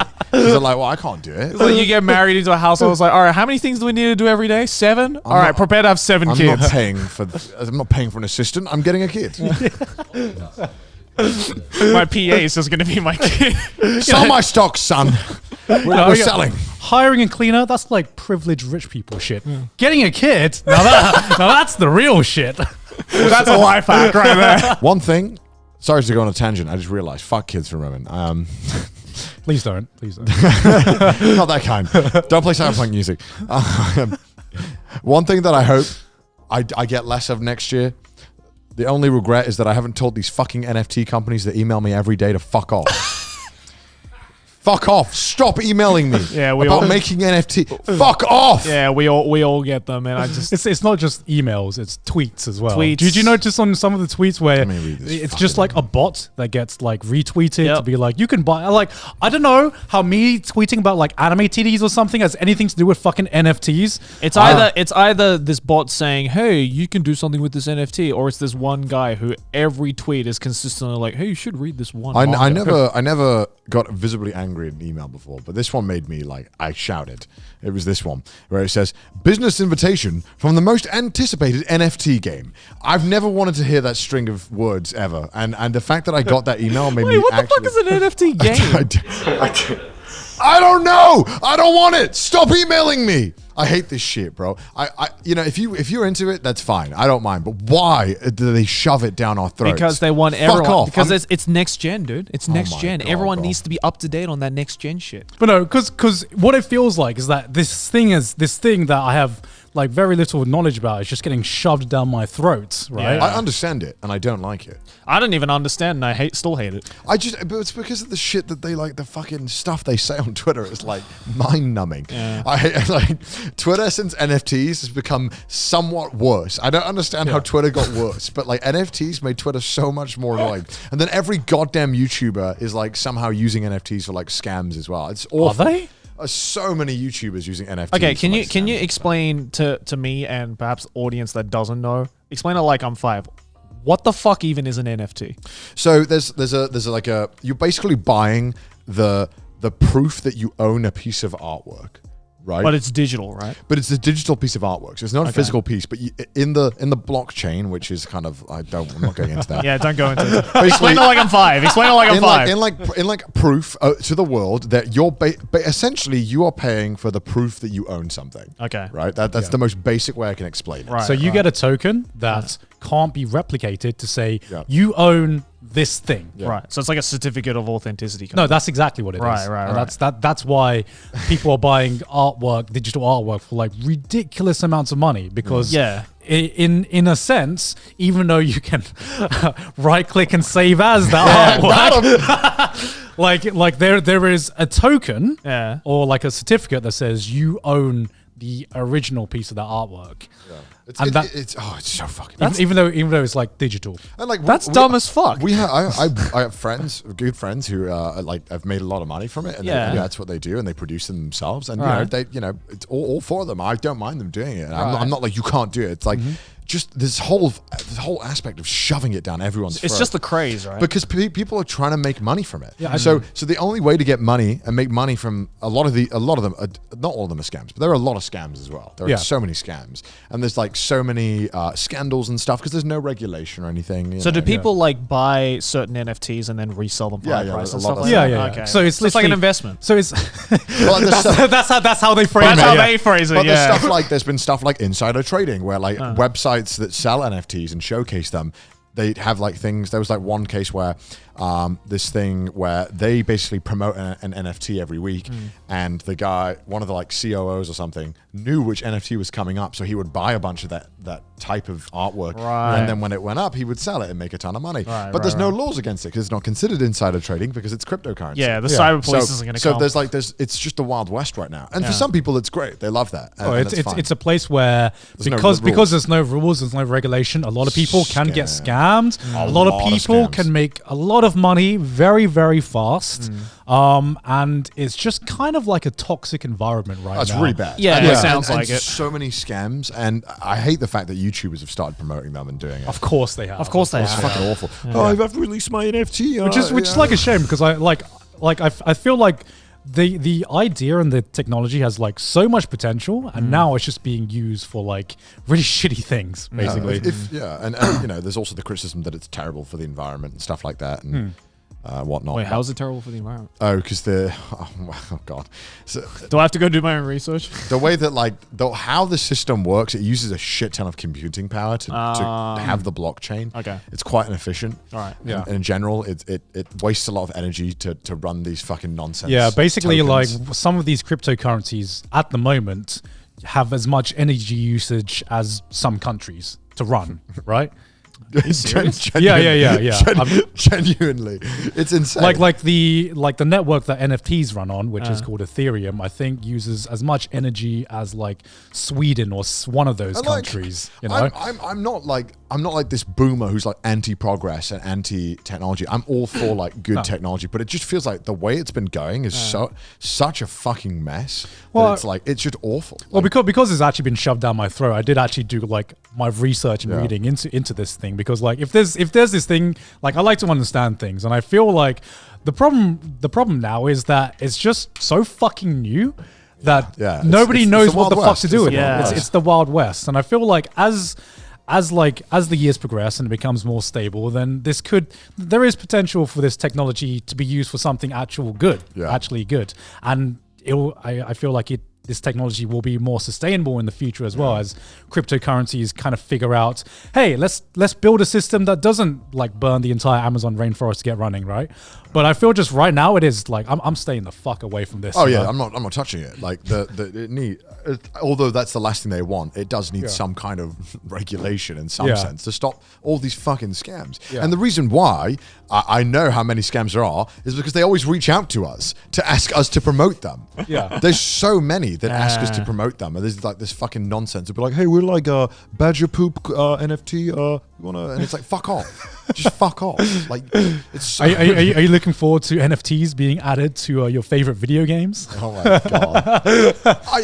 If it gets to a point where it's like it's not like fucking burning the planet and it's chill, you know, and it's not so scummy. Because like, bro, like I see this shit and I'm just like, the CS:GO skin community is like salivating right now. Oh my god! Oh my god! Yeah, NFT skins in games, bro. It's game over. But it'll probably get there at some point. I can see it happening. I can easily see it happening if you having one of a kind of a skin. I'm just like so out of the loop with like that kind of like NFT and crypto and shit. Like I feel like this is what my grandma must have felt when VR was introduced. You know, it's like where it's just like I just can't wrap my head around. Like I dead ass like when you said Ethereum, like I was like, oh okay, yeah. I've heard of that because when the first time I heard Ethereum, I was like, I'm pretty sure you can collect that in StarCraft, right? Like, like that's what it sounded like to me. And then I was like, oh wait, no, it's like a crypto thing. Okay, never mind. I don't want to. I feel very old right now. My bad. That's the only trend I hope changes or dies down. Yeah, that's all I want. I don't care about anything else. I just want some actual cool applications that are not just selling overly priced artwork, which is just the exact same fucking artwork. It's the amount of times I've seen that monkey NFT, like God. With just different skins. I don't even know what that monkey NFT is. Yeah. They're like, oh, well, I've got the skin where he's wearing the pirate hat. And it's like, fuck off. Do you realize how stupid this sounds? Oh God! At least if some guy spends fucking $200 on a Monet, he's got a fucking Monet. But it's just also, I don't think it's good either. But at least he's got the fucking painting. Yeah, exactly. He didn't burn down the rainforest to get a fucking token. And it sounds like such a boomer. I know. I hate all this stuff, man. It sucks. The scams suck too. And I hope that it gets some kind of. I hope that it cleans up its act and it because stops being so shit. Yeah, because like I was reading about like the possible applications NFTs could have, and like you have a non-fungible NFT stands for non-fungible token. So of course, right now it's been used as a certificate to say you own this stuff, but it has like a lot more applications. But that you can think about, hey, sending over certification to say, hey, this person, let's say, has a driver's license or is certified, has a master's degree or something along those lines, where it's like one centralized unit that anyone can check. So we don't rely on like some companies like forging driver's license or documentation, or like having to go all the way to like, or even think about house ownership or any kind of ownership, right? Yeah. The amount of fucking paperwork, or think of how much it can revolutionize Japan if there was one system that said this person owns this and this person owns that. That's got so much potential to like reduce the paperwork by tenfold. You got to give Japan time. They've just discovered databases, so Japan still uses the floppy disk. They've just discovered what Excel is. Maybe like 30, 40 years time for them. No, I think there is a lot of exciting things that it could be used for. Yeah. But right now, it is. That sounds cool, right? Yeah. That sounds like a real life use. But I remember like the only piece of news I saw about NFTs when it was first popping up was like the original Nyan Cat GIF got like sold as an NFT for like some stupid amount of money, and I was like, who? What I want to know is who sold it and how did they prove that they had ownership of it? I think it might have been the original creator. I don't know. No, even like the original creator was like, there's actually a loophole for this. We can't actually like, this concept is actually not applicable to what. Yeah, that's the biggest loophole. So what we're saying is we can't authenticate whether it's authentic or not. That's what they said. What the fuck? Does that not seem ass backwards to you? And then someone took the idea and like, whatever. Oh my God. Yeah, there's still a lot about the space I don't understand. So I'm only gonna comment on things that I do know. Yeah, I just want less scams. Please, less scams. Yeah. So like for example, like a single Ethereum transaction consumes as much electricity as an average US household uses in a work week and has a carbon footprint equivalent to 140,893 Visa, like for example, Visa credit card transactions or 10,595 hours of watching YouTube. What the fuck? So that's like every NFT transaction that's being made right now. That's fucking insane. It's 10,000 hours of watching YouTube this morning. What the Why? Yeah, right now it is. We truly live in a society. Bro, that's actually depressing. That's so depressing to hear. Fuck. What a way to end the year. Well, Happy New Year, gamers. Hope Happy you had a good New Year. Hopefully next year you won't be as depressed hearing that. Merry Christmas if you celebrate it. If not, happy holidays. If not, have a good day. I'm going to buy an NFT of my favorite Fortnite Naruto skin. That's what I'm going to buy. Oh my God, I'm fucking getting out. Get me out of here. Get me out of here. Do they sell the gif of gun no jutsu? I want my Rasengan, thank you very much. You may be out of chakra, but he ain't out of bullets. He ain't out of bullets. Well, I hope you enjoyed this episode of Trash Taste. Yeah. Hey, look at all these patrons, though. 2021. We hope you've had. I hope all of these guys are having a very Merry Christmas right now. Yes, if not, happy holidays, and thanks for another entire year of Trash Taste. Next time you see us will be the first day of 2022. Yes. That's fucking terrifying to say out loud. How epic. Oh, there it is right now. There it is. 2022's come around the corner. Do you want to do the final answer, Joe? Yes, but if you'd like to support the show for next year, 2022, because we have a lot more going on, then make sure to join us on patreon.com/Trash Taste. Also follow us on Twitter. Send us your memes on the subreddit, and if you hate our face, listen to us on Spotify. But thanks for 2021. Thanks for an amazing 2021. You guys, I mean, it's been a fucking fantastic year for Trash Taste. Absolutely. Yeah, we've talked more about our individual channel, but Trash Taste just like it keeps coming, man. And we don't have to talk about Trash Taste. You guys know how good Trash Taste is doing. You guys know how it is. You're here every week. Yeah. But yeah. So we will see you guys in 2022. Bye. Bye. It's the most I've ever yawned in one episode.